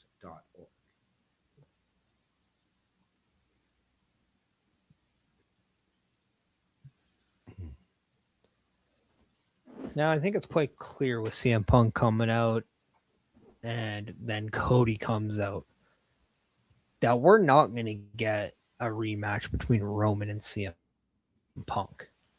No, I didn't think we would until I think potentially SummerSlam at the earliest. I was expecting Punk to potentially take some time off because outside of his injury, he hasn't had time off since his return. He's had plenty of time off. I don't know if he's at an age where he wants the time off. He had 9 years off. Yeah, he just in 2014 he just magically disappeared. But I know there's a lot of speculation about whether Brock Lesnar retired or not, and could Paul Heyman's word be helping Gunther get a shot at Brock Lesnar at SummerSlam? But what if Gunther is using Paul Heyman to get him and get his assistance and becoming the next World Heavyweight Championship, as there are rumors that there could be a Roman Reigns and Gunther feud? Okay, that's a new one. I would be okay with it. Honestly, though, because I think that it is Gunther that wants that opportunity, especially with SummerSlam in Minnesota, to retire Brock. And he did tell Paul Heyman, you owe me more than a big thank you. I'm wondering if he's going to come out and maybe attack Paul Heyman tonight to try and goad Brock Lesnar.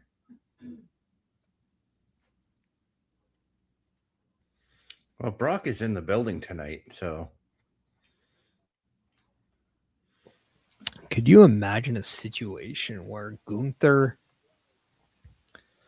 and Braun Breaker have to tag up against Seth Rollins and Roman Reigns? Wow. One match.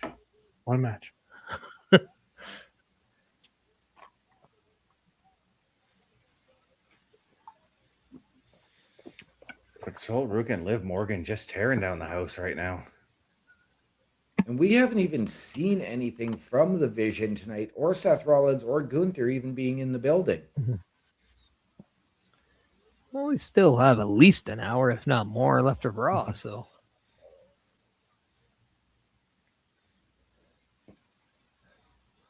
But right now, Sol Ruka, like Best is saying, like, these girls are putting on a great match, as it should. Yeah. I think the standard is a great match when Liv Morgan is considered and is part of that conversation. But Sol Ruka definitely putting in that work and getting that first impression out of the way and doing it in style.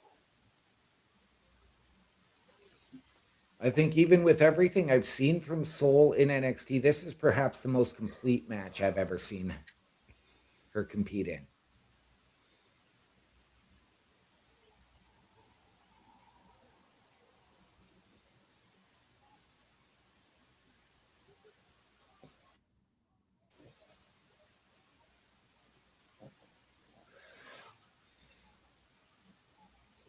Not happy about that.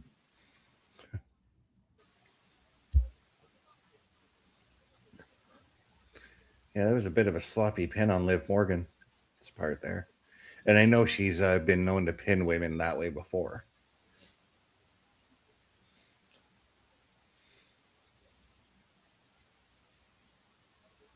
Soul rolling through the oblivion. And the Soul Snatcher.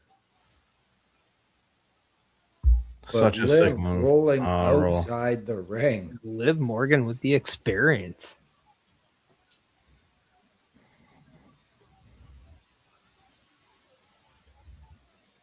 Yeah, but Soul with the athleticism.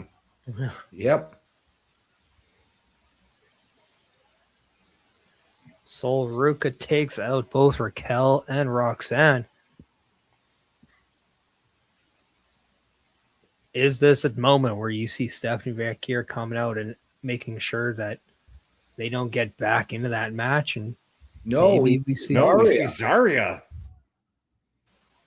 Oh.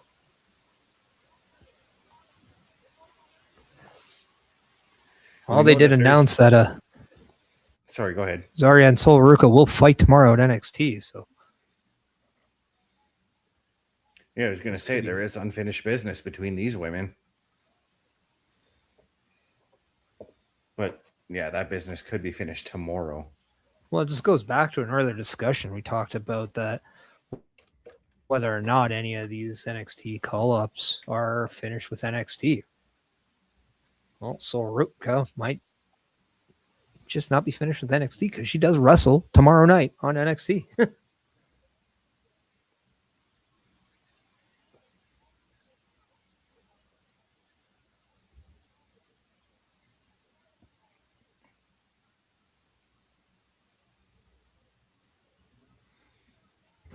Oh, I thought that was going to be it for Soul.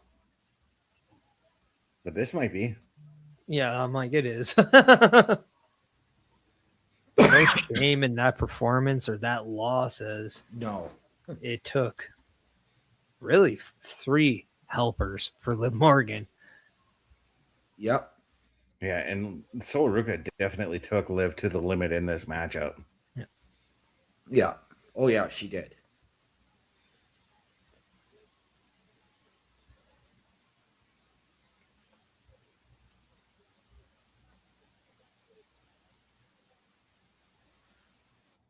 And the main roster fans got to see the Soul Snatcher.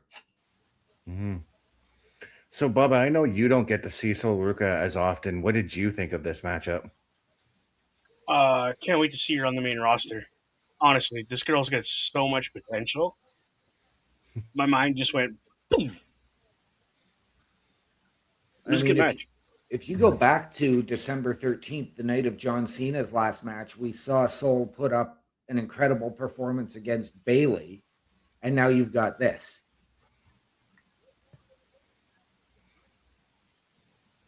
Oh, now here comes Stephanie. Liv just poop a cuck in her pants. Oh, doo-doo. Oh.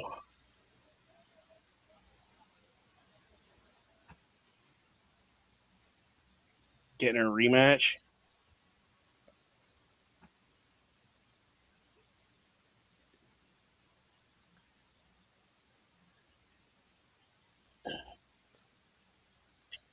I'm going to say at Backlash, these two have their rematch.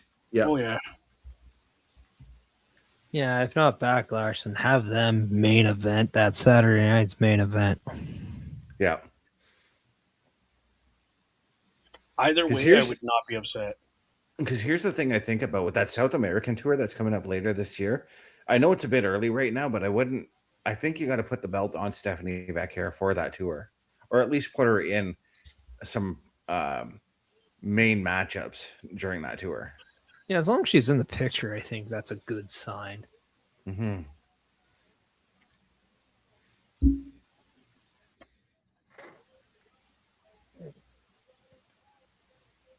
And I know we're about still 6 months out from that tour taking place. Yeah.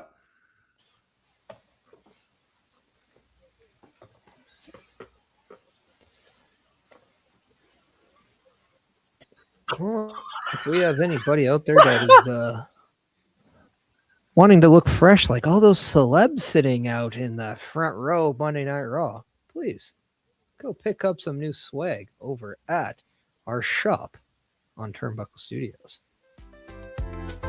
The Turnbuckle Studios store is open for you 24 hours a day, 7 days a week. Get the merch and represent the best from the shows you watch on a weekly basis. Multiple styles to choose from with over 10 products available. Don't get left out and pick up all your favorites today. Find us at turnbucklestudios.org. And ladies and gentlemen, there you have it. Once again, turnbucklestudios.org is your home for the Turnbuckle Affiliation Program. And we encourage you to head on over to our merch shop, powered by redbubble.com. Support your favorite shows and your favorite podcasters. Wear what we wear, and all of the proceeds come back into our studios to bring you a better experience. All of that and more, turnbucklestudios.org. As we're watching, we got a music video package with Brock Lesnar here. I got to say, I Stand Alone, perfect song for Brock Lesnar.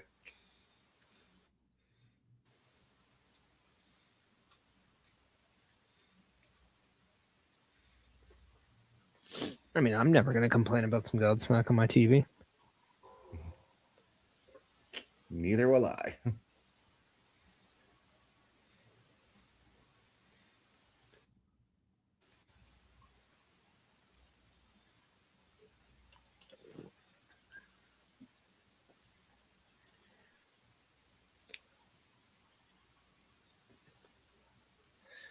And you really have to just look at the big picture and ask yourself,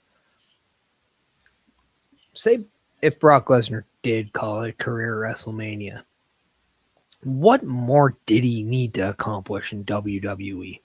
Not much. Nothing. He put over the next big guy in Obafemi. Yeah. He has given back to the business. He helped establish Roman Reigns as the guy. Yep. He also helped establish Cody Rhodes as the guy as well. He went out of his way and helped some of the smaller wrestlers like AJ Styles, who wasn't exactly the big guy back then in terms of stature, but he got some great matches with Brock. We saw with Daniel Bryan. He even had a match with Rey Mysterio. CM Punk as well. Yep. I mean, this run that he's been on since 2014 has been nothing short of extraordinary. And I got to be honest, we all knew who Paul Heyman was from ECW and going back even further, Paulie Dangerously.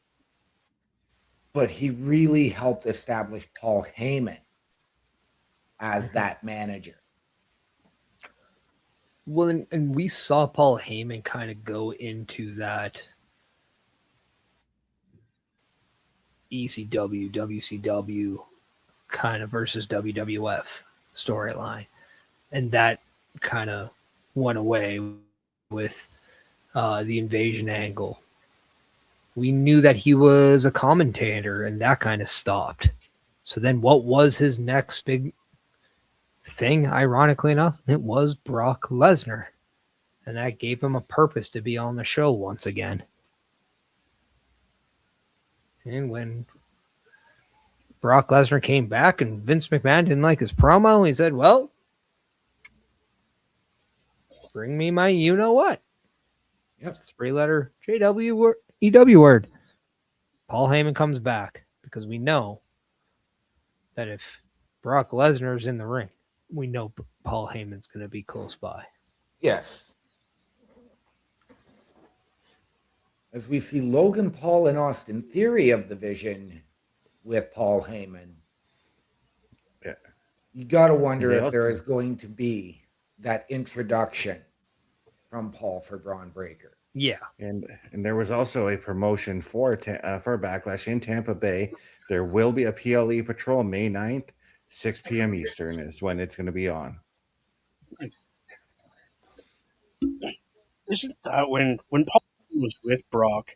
Isn't that when that term Paul Heyman guy started?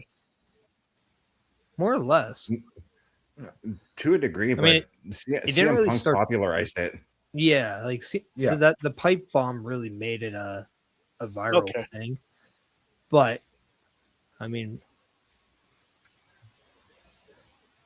I was trying to think in my head when that really took off, and it was kind of with the Brock Lesnar. yeah. It was when Paul Heyman, or when Punk was really starting to align with Heyman, and he came out and said, Paul Heyman noticed me and said, you've got to come to WWE. And he said, yes, I am a Paul Heyman guy.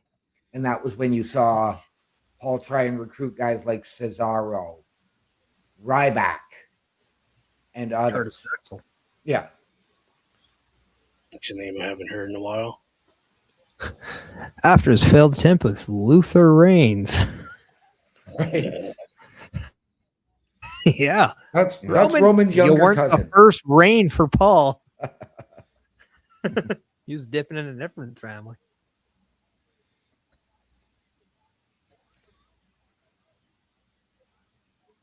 Actually, I'm pretty sure he was with Heidenreich at one point too, wasn't he? Yes. He was. He actually sang Heidenreich's theme song as well.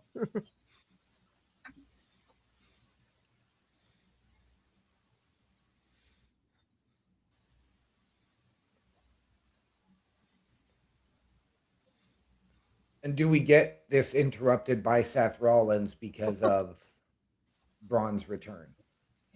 You have to wonder if Paul Heyman just told Logan Paul, get that title off the damn rope. Probably.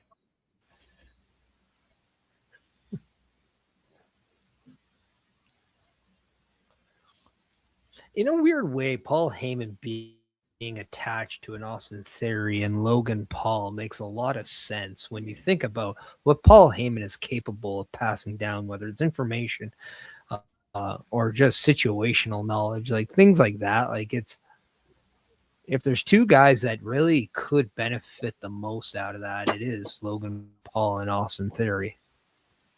100%.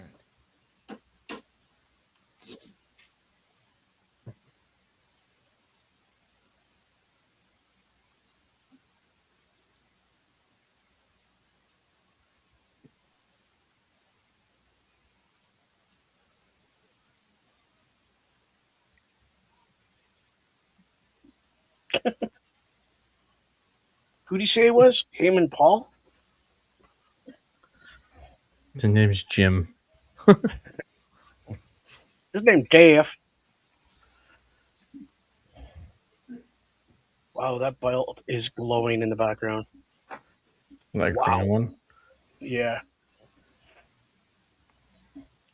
It's basically Naomi's women's championship. If I was a green shirt guys, I'd be like, hey man, it looks like it's ours.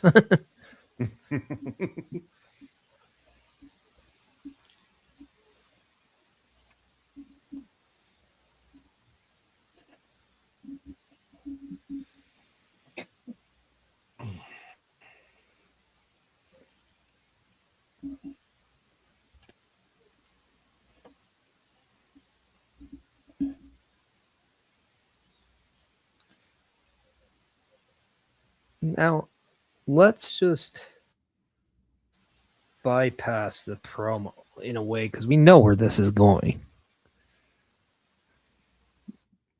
We feel this is going to go to that introduction of Braun. We know Seth is going to come out. Is Well, there also Does Seth come out with the Usos? intriguing question? I'd be okay with that. But I gotta wonder does anybody know what the timetable for Bronson Reed's return is supposed to be? Between now 4 and when he's months? medically cleared. I have no idea. If you want an answer from me, I think they originally said it's like 8 to 9 months, but he's been out for like 2 or 3 at least, so maybe like 4 or 5 months. I would say SummerSlam is probably a likely return date for him. Okay.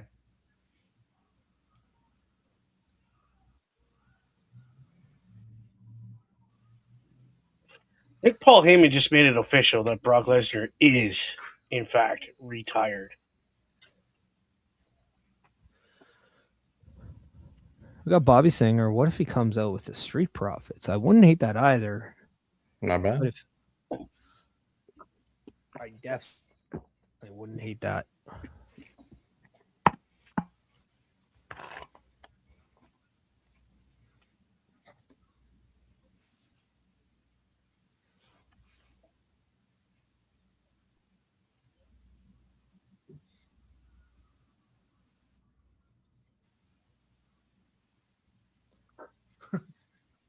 I just love it. Logan Paul flexes, and then Austin sit there. He's like, "Yeah, I got you, brother." Like, And both men are jacked. yeah. No, they're Austin and Logan. My name's Jeff. Now, looks like Logan didn't exactly cook up his pasta haircut right now because it looks pretty dry. This guy does my name so dirty.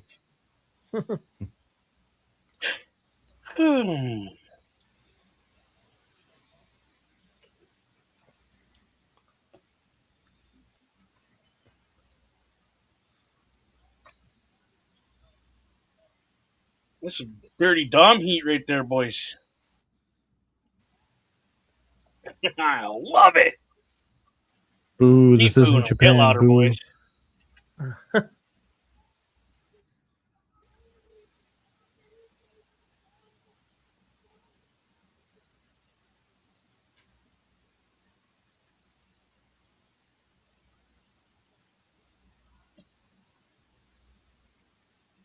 What a sentence. I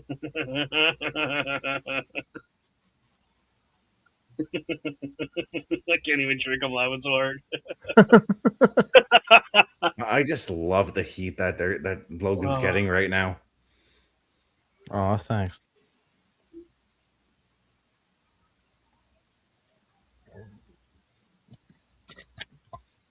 He just say he hates the outsiders, bro. You are one. No, he's long term now. Oh, It wrong doesn't outsiders. matter. No, I'm pretty sure he helped him get that contract.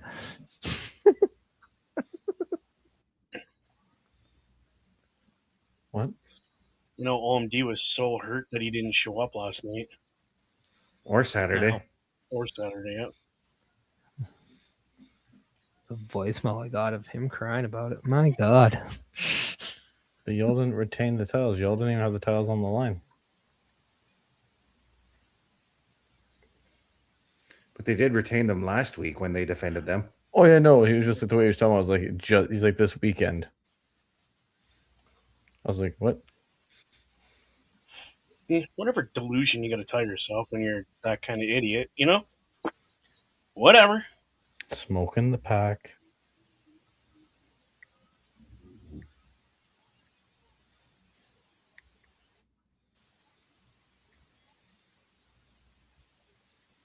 Watch him come out right now.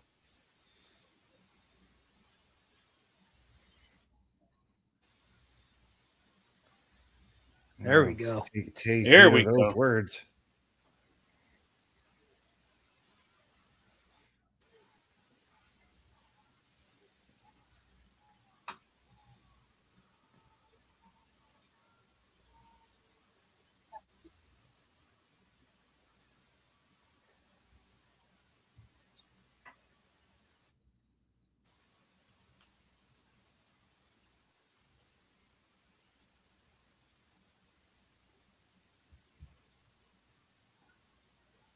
I'll take heed of those words that Paul Heyman said to Gunther there.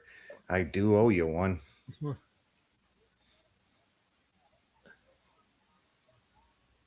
And Brown Breaker coming back with more of a tribute to his father and uncle. That leather jacket and that look.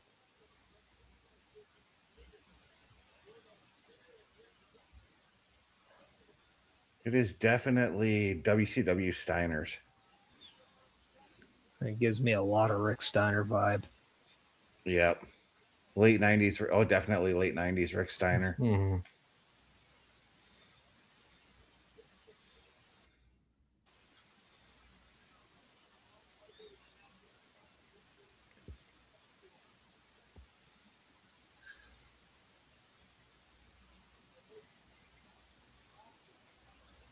I don't think he's going to be flipping any tables anytime soon, though.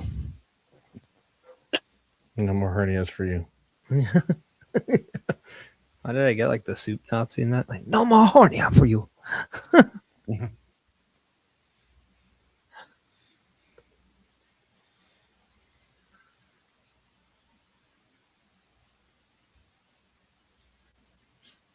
Don't think he shaved or trimmed that beard when he was out, though. Damn.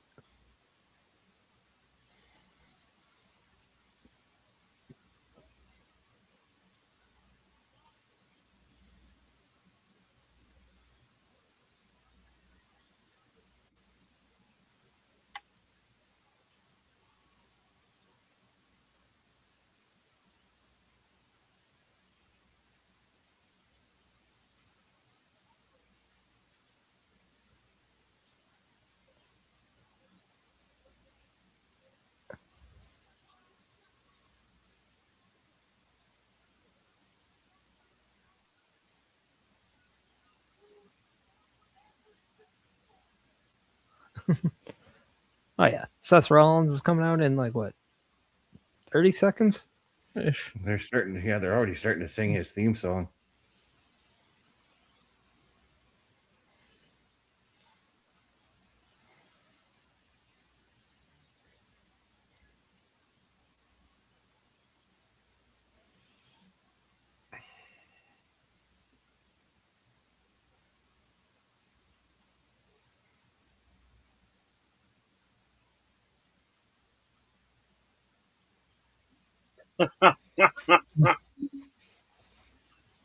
Right after he says, I will be coming for you. And then Seth's theme hits. Chair shot.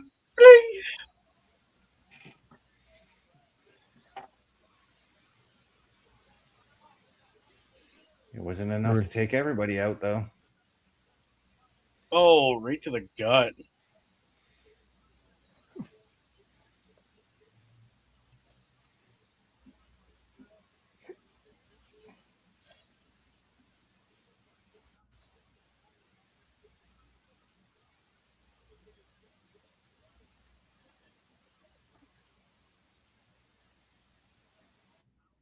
Now, what if the Usos make their way out? What? Or the Street Profits, as Bobby Stats called? Yep. What? But we love when Bobby calls it. Bobby, uptight you will, my brother. And they're back to their old music. Yeah. Because I believe that jacket belongs to Mr. Gilmore. The way they're running.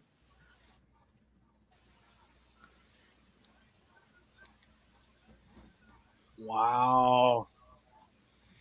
I didn't expect this. man, What the do you say, speed of boy? Dawkins. Damn. What do you say, boys? A 6-man tag later tonight, perhaps? I'm going to go next Monday. Why not do it at Backlash? Saturday night's main event. Well, Backlash is the more closer event, so yeah. Yeah.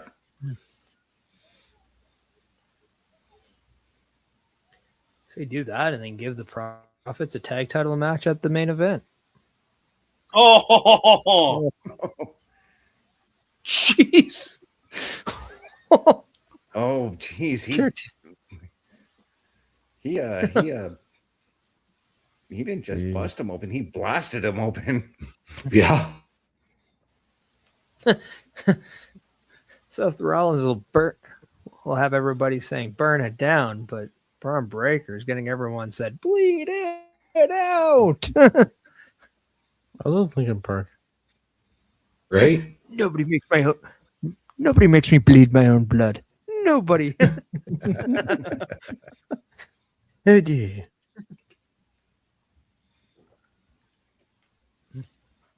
I don't know why, but this is just something I think Braun Breaker will say in a promo. It's like when people make me bust open and split me out the hard way, all I see is red. And then Heyman would be like, it's because there's blood, Braun. Yeah.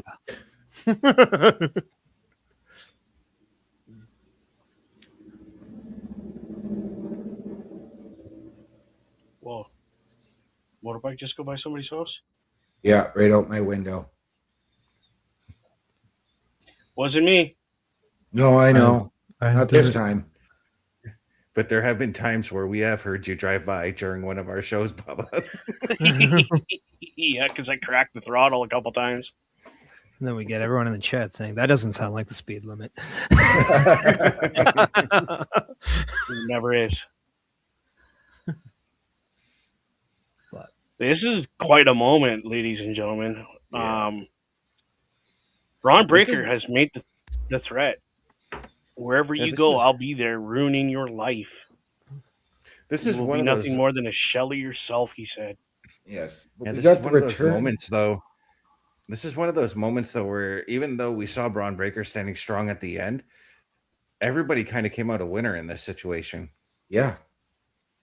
I mean, we got the return of the Street Profits and now maybe a new credible threat for the tag team championships.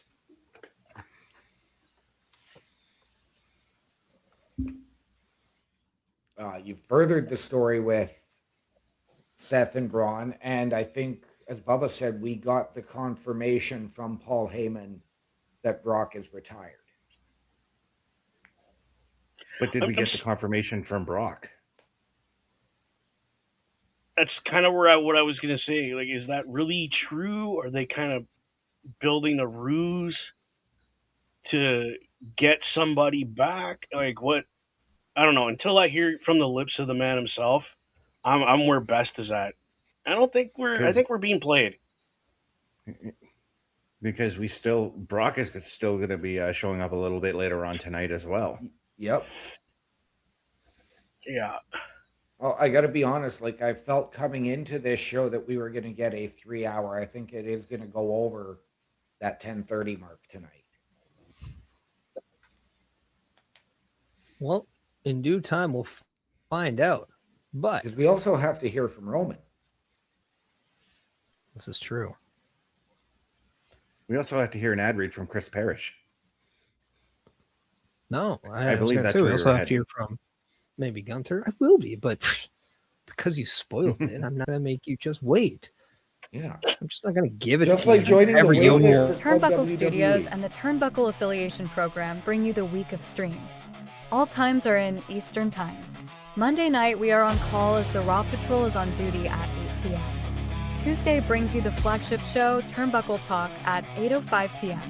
Wednesday, we play games with the PlayStation Showcase at 8 p.m. Thursdays, we roam the jungle with the Boar's Nest at 9 p.m. Friday, we invite you to come for a ride with the SmackDown Security Detail at 8 p.m. The weekend brings you Saturday Night Gaming at 8 p.m. On Sunday, be sure to catch the Chris Parrish podcast at 12:15 p.m. And later in the day, the Locker Room presents Wrestling Recap delivers at 7 p.m. Always be aware that weekend shows can vary in times, as the PLE Patrol and other watch party streams are always a must-see. Be part of the shows and join the chat every day and watch all of the latest episodes on turnbucklestudios.org/shows. And please do not forget to drop a like, follow, and to subscribe to all of our channels, and when the time is right, all you have to do is tap in. And there you have it, ladies and gentlemen. Turnbucklestudios.org is your home for the Turnbuckle Affiliation Program. And there is our brand new weekly calendar with all of our shows. But head on over and meet the team. Chris Best, Chris Parrish, myself, Logan Thompson, Bubba Duke, and Carl Carafel. Click on each of our individual links under the host section get all of our socials, and watch our latest weekly live episodic shows, including this one, which will go up in just a little while. All of that and more, turnbucklestudios.org.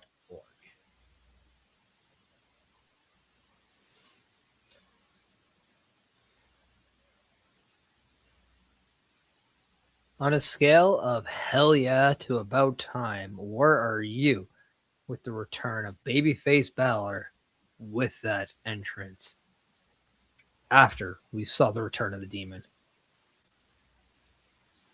Well, we've been Hell really yeah. seeing it since Ireland. Really, I've missed that music for such a long time, and I think that he could have pulled it off even with being a heel. But I'd like to see something more for Finn Balor, and whether that's moving over to SmackDown and potentially challenging for the WWE Undisputed Championship, or get himself back into the Intercontinental title picture as well. Just So you don't now missing. You don't necessarily have to move into SmackDown to get him a title shot. You can keep him on Raw and even have him challenge Roman Reigns in a future matchup. I mean, I'd be fine with keeping him over on Raw and building his status there.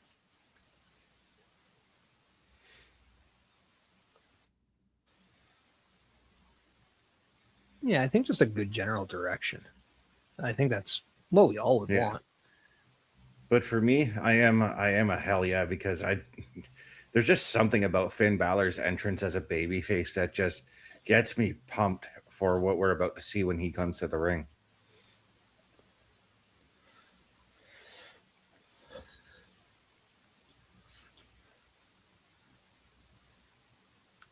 Yeah, you have to wonder if maybe him and even Nathan Page could be a really good combination. But if everyone's throwing their hat into the Intercontinental Championship, that could be another little spot for Finn if he doesn't go after Roman for the Undisputed.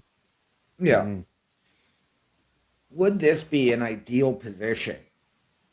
And again, you can carry on that Irish tradition. Do you bring Sheamus back, turn him heel, and let him and Finn go at it?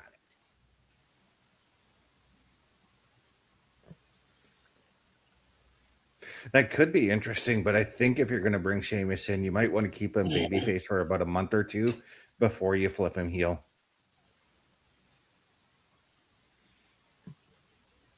Because let's face it, if Sheamus were to show up tonight, he gets a babyface pop. No question about it. Yeah, but I mean, it's something that we have seen. And it was something that, I was anticipating at WrestleMania before Bianca's pregnancy announcement, was get that babyface pop, but snap just like that.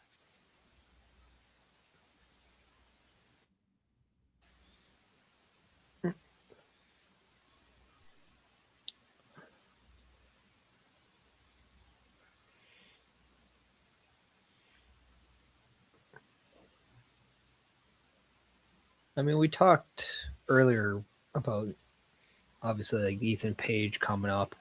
Could we see another NXT superstar on Raw, or do we think we're done with the NXT call-ups on Raw for the night? I want to say I think we're done for the night, but I wouldn't be surprised. I expect Joe Hendry and potentially a Ricky Saints on Friday.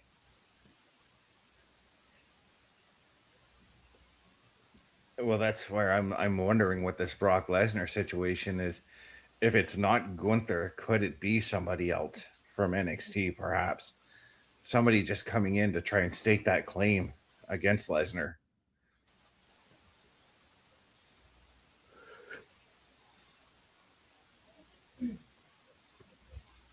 I'm a big fan that we get to hear this theme again for JD. It's a very underrated theme song. Mm-hmm.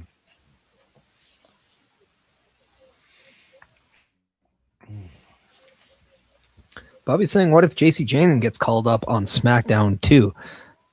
I'd love Bobby, it. I have a feeling we could see Fallon Henley, JC Jane, attack Charlotte and Alexa Bliss on SmackDown on Friday. But right off the get-go, both men brawling on the outside. Yes, and we are seeing JD taped up from that destroyer he took on the ladder last night.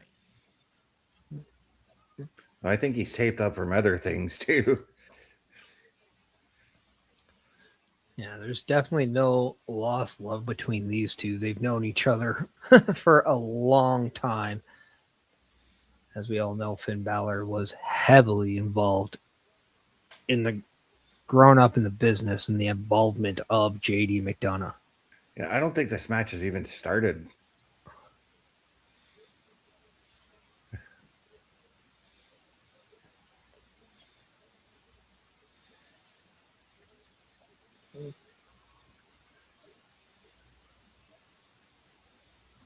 Do we get Dom Mysterio interfering in this to sort of gain that level of redemption because he signed up to face Finn Balor and not the Demon at WrestleMania? I would say yeah, but then I'd be like, okay, well then who comes out to help Finn? And I think right away you can think Ray, but I think I'm going to go in a different direction. I'm going to put in Dragon Lee. Okay. Mm-hmm.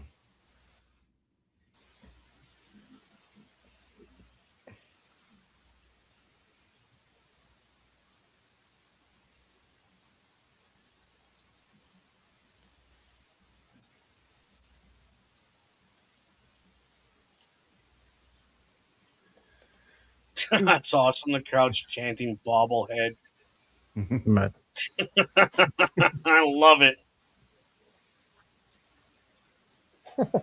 Oh, is he already looking for the coup de grace? I believe so.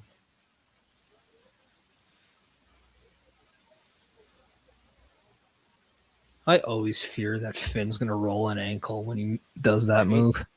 Roll an ankle, blow a knee. Yeah. That's why I'm surprised he doesn't just. I'm just surprised he doesn't roll through it like when you saw like JD roll out of the way or something like that to prevent from something like that happening.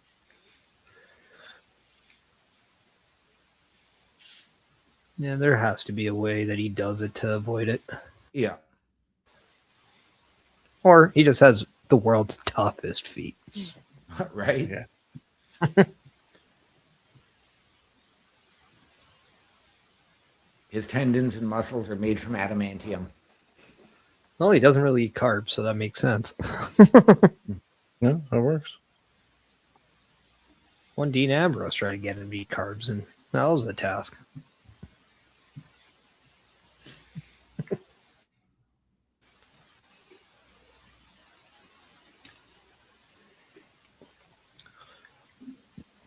But we're kind of at that point now with the size of WWE and their roster where the surprises that are coming up tend to be more in-house through NXT.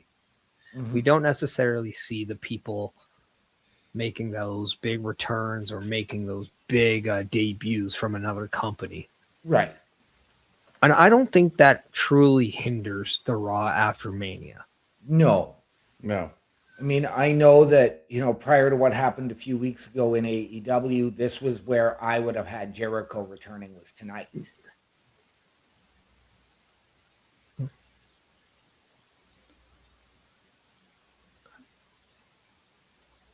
Like, I don't even know what would be, if we're going to play this game, what would be the big name that you think realistically could show up tonight that is not in the WWE banner? Does Mike Santana fall under that? Yeah, because they're not under the banner. They just have an agreement to work together. But is he the name that you're talking about saying, oh, this is changing the game in WWE? Kind of in the same way like Cody did at WrestleMania 38? No. If I would have had to pick the one guy, and I know he's really overshadowed over there, would have been Scorpio Sky. I think honestly that's a lesser name than Mike Santana, if I'm being completely open. Sure, it's a great name for like the hardcore wrestling fans, but I'm not sure if the part-time, like the casual fans, know who Scorpio Sky is. Like, I think my point is, I just don't think that name's out there. Right. No. So even if it was available, like, would it even make like? That's what I mean. Like, I just think it's an unfair expectation to think that, Right. oh, MJF is going to show up. No, he won't. No. That's really, in my eyes, the only name that would show up that you're just like, holy, you know what? Yeah. Poopa caca. So, like, I don't know, like, it's. I mean, yeah, I could see maybe a Karrion Kross or a Zilla Fatu show up, but is that really something where you're going to break the bank over? No, actually. Like, are they main eventing WrestleMania for the next 5 years?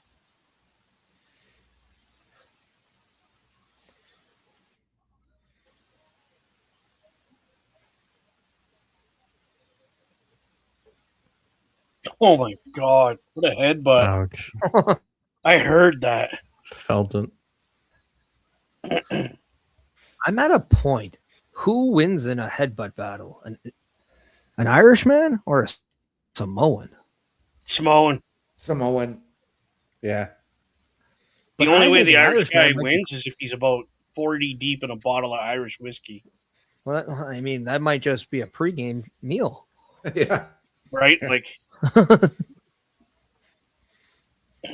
Because I would have to put the Glasgow Kiss in there too. Mhm.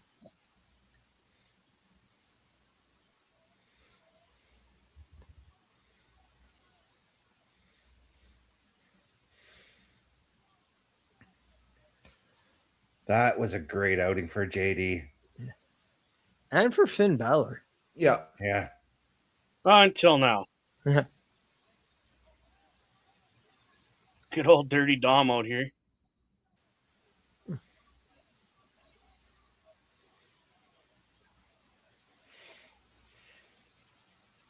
I'll even put out another name. Best, you've been talking about Vikingo coming out. Would this be the time to bring him in? I think so. I thought you could put Vikingo in the Intercontinental title scene, and he is under the WWE banner still. He has a WWE contract, but the move from AAA to WWE, I think, is going to be inevitable for him. Okay.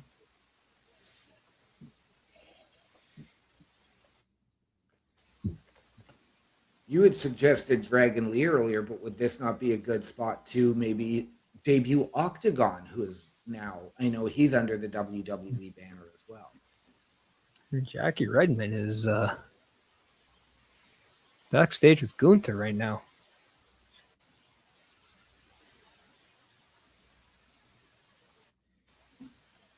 Gunther got that big win at WrestleMania.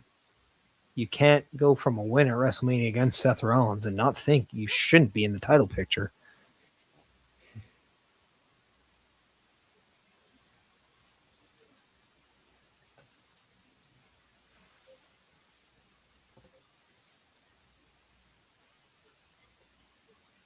Oh, here we go. Another favor.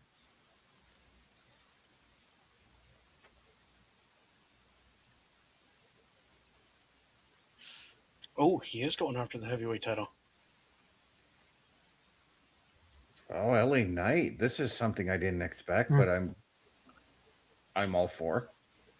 I think something was said about this yesterday.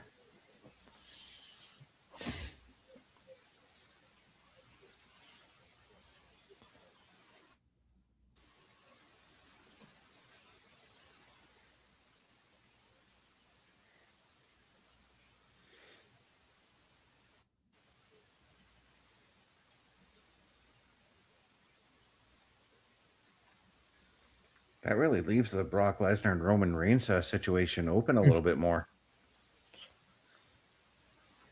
Well, the world title scene now has Gunther, LA Knight, potentially Obafemi, Roman Reigns. Who knows if CM Punk is still around in there? And then you got to look at, could Braun Breaker and Seth Rollins be hovering around that area?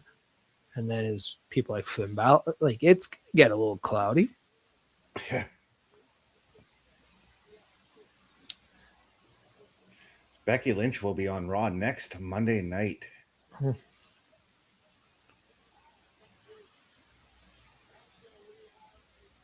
Joe Hendry in concert next Monday. There you go. I've got front row tickets to that. No, you're doing the show. You got a contract. Still got front row tickets. You got a contract. Huh. But also let's put out there, Raw has new graphics too. Showcase that.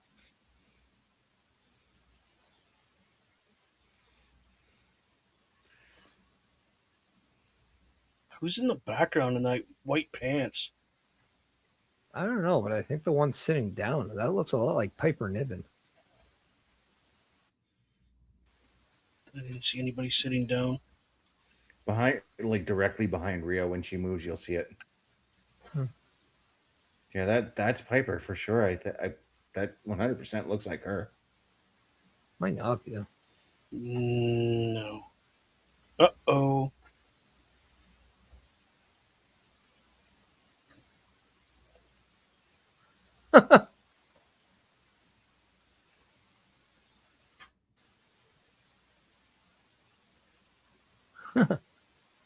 Well, that could be your crown jewel championship match right there.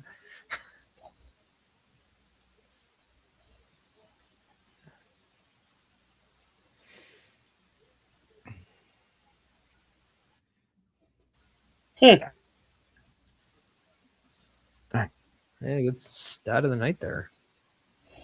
Oh, who's showing up in the vehicle here? Oh, that has to be Roman, right? Yep. And it is.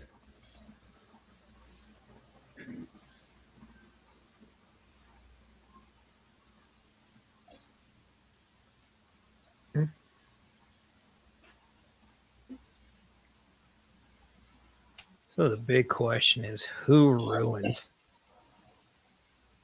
his first night as champion?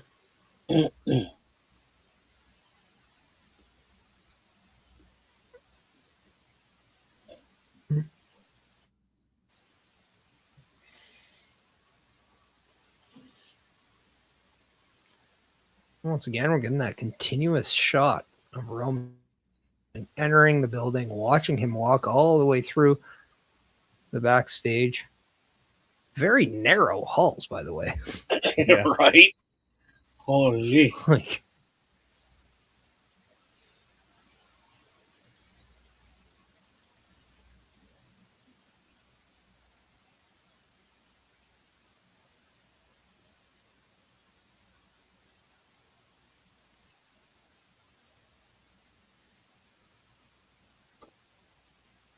I guess it's that easy to go to Gorilla in the T-Mobile Arena. Yeah, right? Oh, look who's waiting for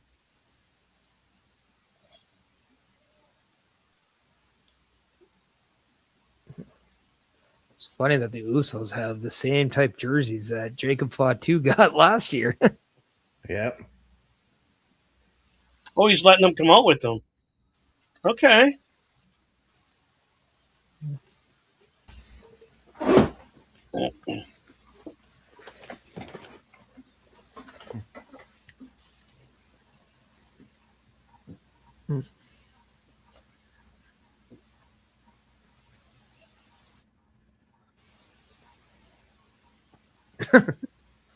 They're just like, yeah, of course we're coming out. We were ready way before you were. We showed our own time. All right, should we play all the ads now? So that way, by the time it's done, Roman's halfway to the ring. Do it. I'm just kidding. Or am I?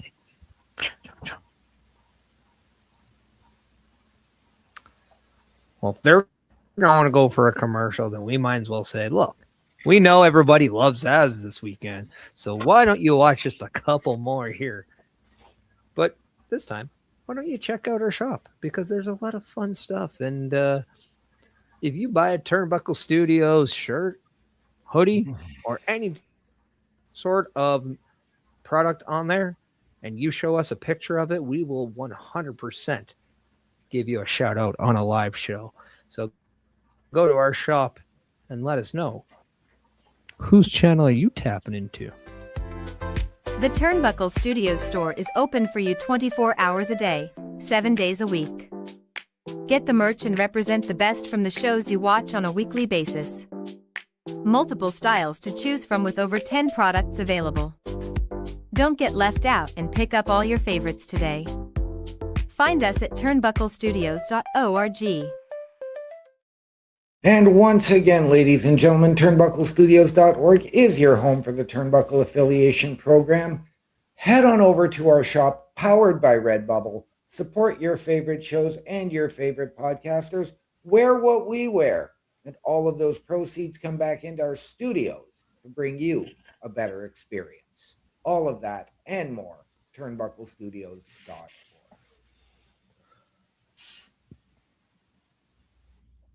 As Roman has made it to the ring faster than ever.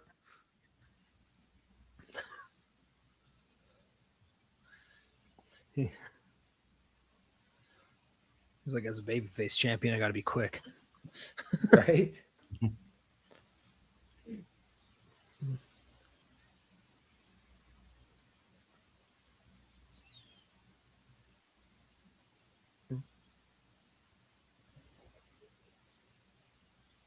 And since he's there with the Usos, we have to wonder, are there 3 people showing up here tonight? Zilla Fatu. Come on down. You're the newest member of the Bloodline. Ooh, what happens if Jacob Fatu gets moved to Raw and we get Roman versus Jacob Fatu? Right? Oof. Oof. Oof. Never thought of that one. Could this be a situation now? Roman has the title that Jay held originally. Could this be where Jay turns? Oh, and to get out of my head, I was just going to say that. No, Jay's going for that title back there that's lit up. It just seems entirely too convenient that they were waiting at Gorilla for Roman. Right? I know, Bubba. If that was Naomi's, that means Big Jim's going after her. Oh, Big Jim, Yeah. yes. Yeah. You are correct. Jay would be going after whatever title Jada Parker has. It's Jada, right? That he's dating. Between him and Damian Priest, I have no idea anymore. What's happening? I hope Jay realizes he's got his sweater on backwards. Yeah, Jacob Fatu did the same thing too.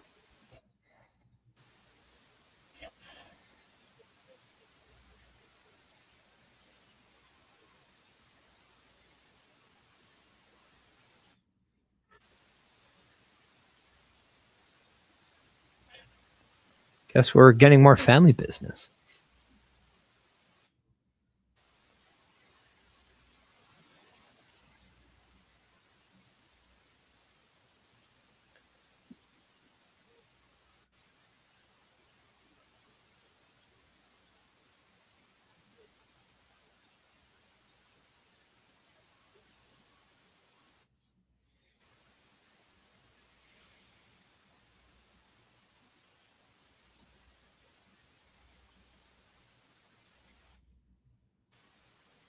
Roman misses being with his cousins.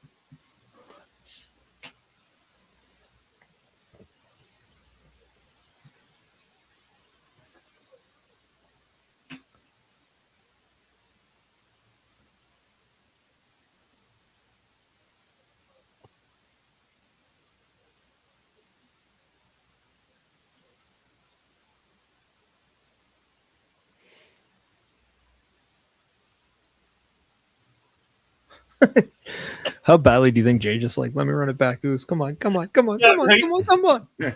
Please. Knowledge the yeet.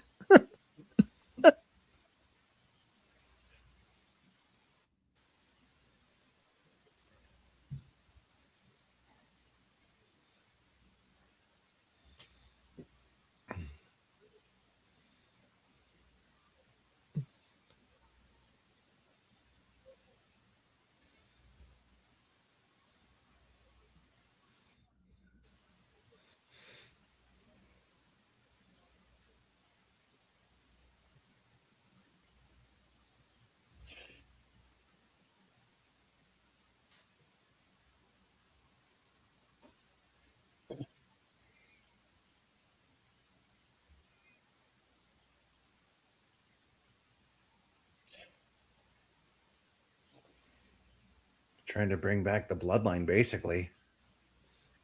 That's what we all want, right?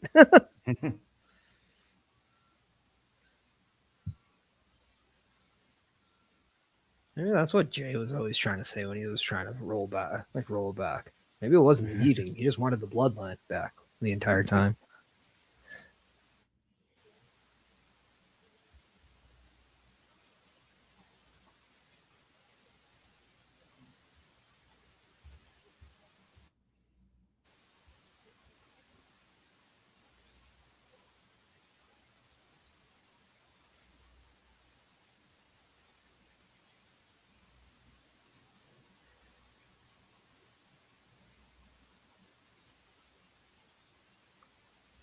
Oh, Shut up!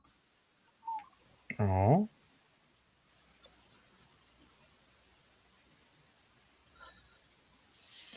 Don't count your chickens before they hatch, folks. Are you kidding me? Thank you, guys. Thank you. yeah. Oh. I mean, Logan Parrish did count his chickens before they hatched, and he was right on the amount of eggs that Yeah. hatched. I Yeah, tell that's the a- damn chicken when they can have the eggs, okay? That chicken works for me.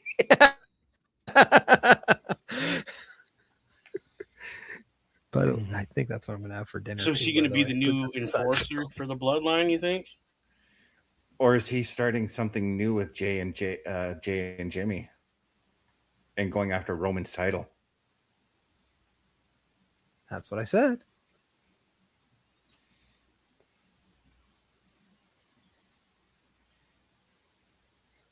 And he is laser focused. Holy.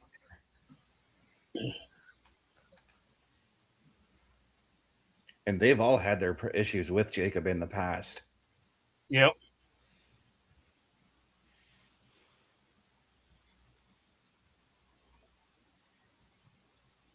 Or is Jacob going to acknowledge them, just as you had thought, Bubba? It would be cool.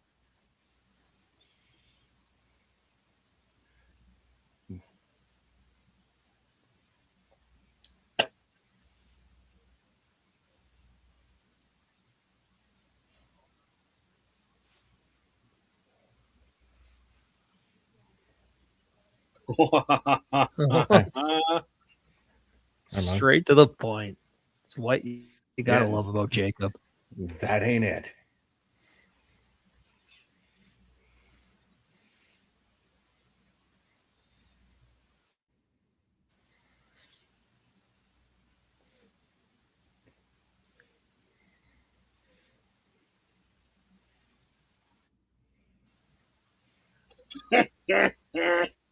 Family war. Yeah. Nothing beats it. It's not a want for Jacob, it's a need.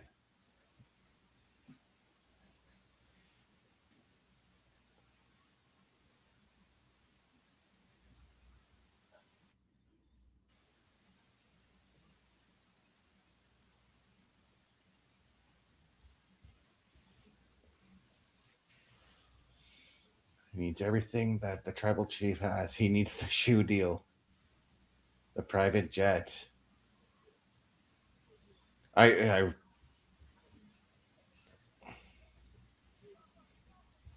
I really thought he was going to say something like, I need the Ula Fala.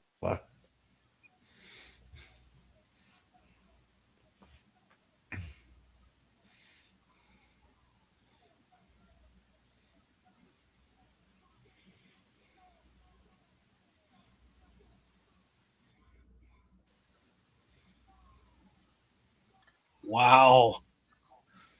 Backlash, Fatu Roman. I like that.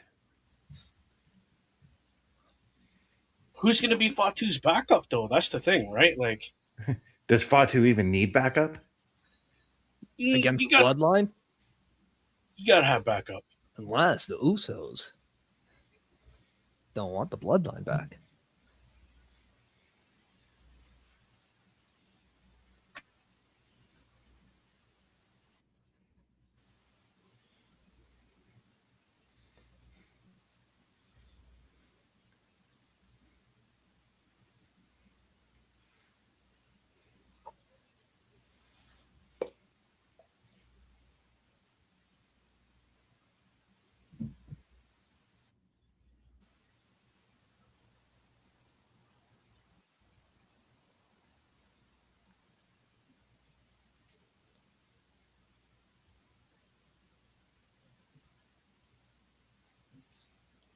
Now this is getting interesting. Yeah.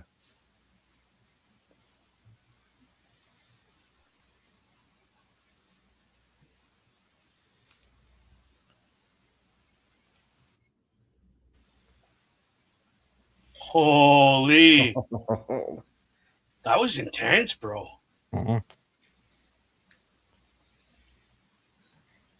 Well, welcome to the main event, Jacob Fatu. He's arrived. Wow. That's it? Thought we were supposed to hear from Brock Lesnar.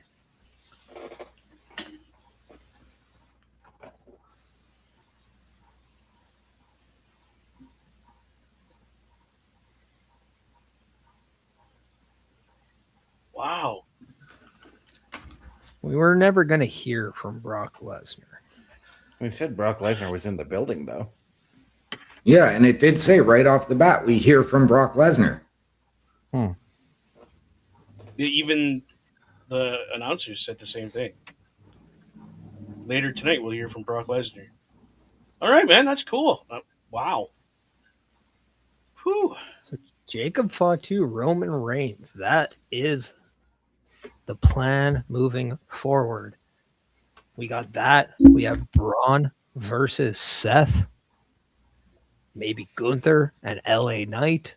Mm-hmm. We got Street Profits against the Vision over the tag titles. I think with that, we now have Sol Ruka in the women's division. Okay. We've got Raw has shifted into a new direction. we got Ethan Page. And he could be the next one in line for the Intercontinental Championship. Yeah. So, let's go around the horn, talk about what we have in mind about what we liked and what we didn't like about Raw. Obviously, we can all let everybody know that if you go to turnbucklestudios.org/host, that is the best way of finding all of our socials, as everything's there. And if you click on our name, it goes you directly to a latest episodic show. As maybe let's start with you, Logan, and I will find somebody to rate out to on the Twitch side. More or less, obviously, yeah, like Brock not being there, definitely a downside. Like what's happening, what's going on. They talked about it. They talked about him being on the show in some capacity. I don't know what, but him not being there kind of sucked. But I think the best part of the show is that it's all about NXT. It's all about the future. We're seeing that. We're seeing the we didn't see Last Legend this episode much. But I mean, we're seeing Trick Williams, we're seeing Oba, we're seeing Ethan Page, we're seeing the new guys start to make their big splashes on the main roster. So it's really going to be just interesting to see what happens over the course of the summer with these guys.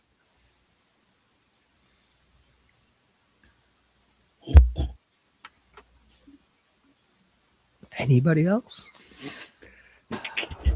Yeah. This was a solid show, start to finish. We started it off short and sweet with Obafemi saying the ruler has arrived.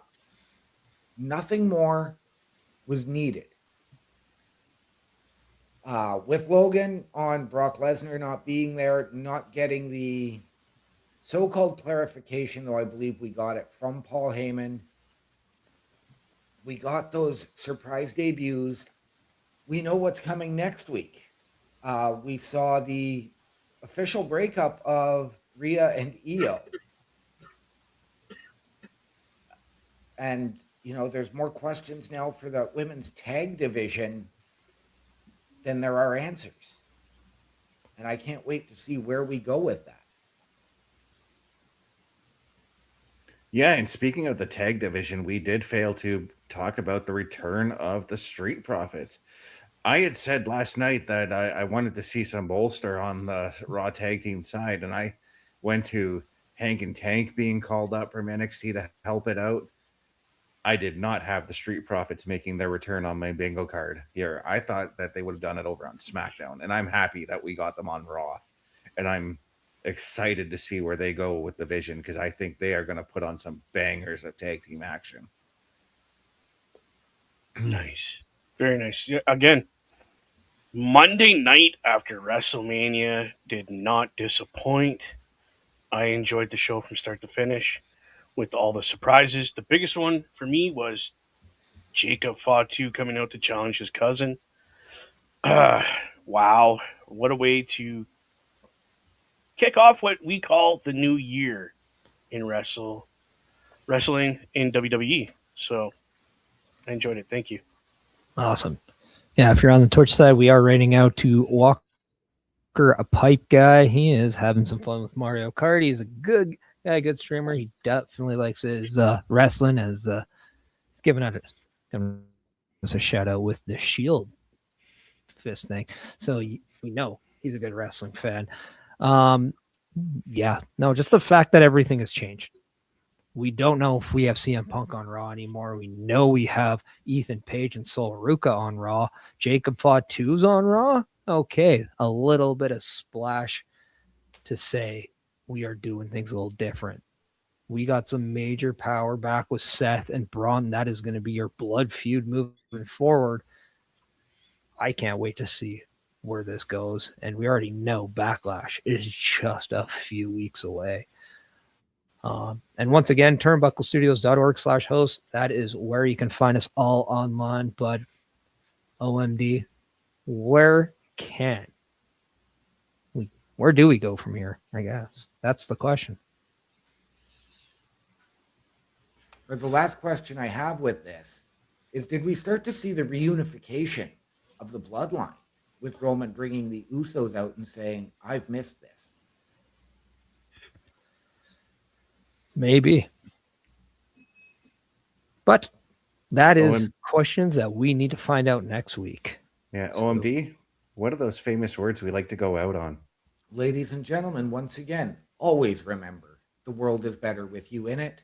From all of us here at Turnbuckle Studios and the Raw Patrol, to those of you out there wherever you are, good night, good luck, we out.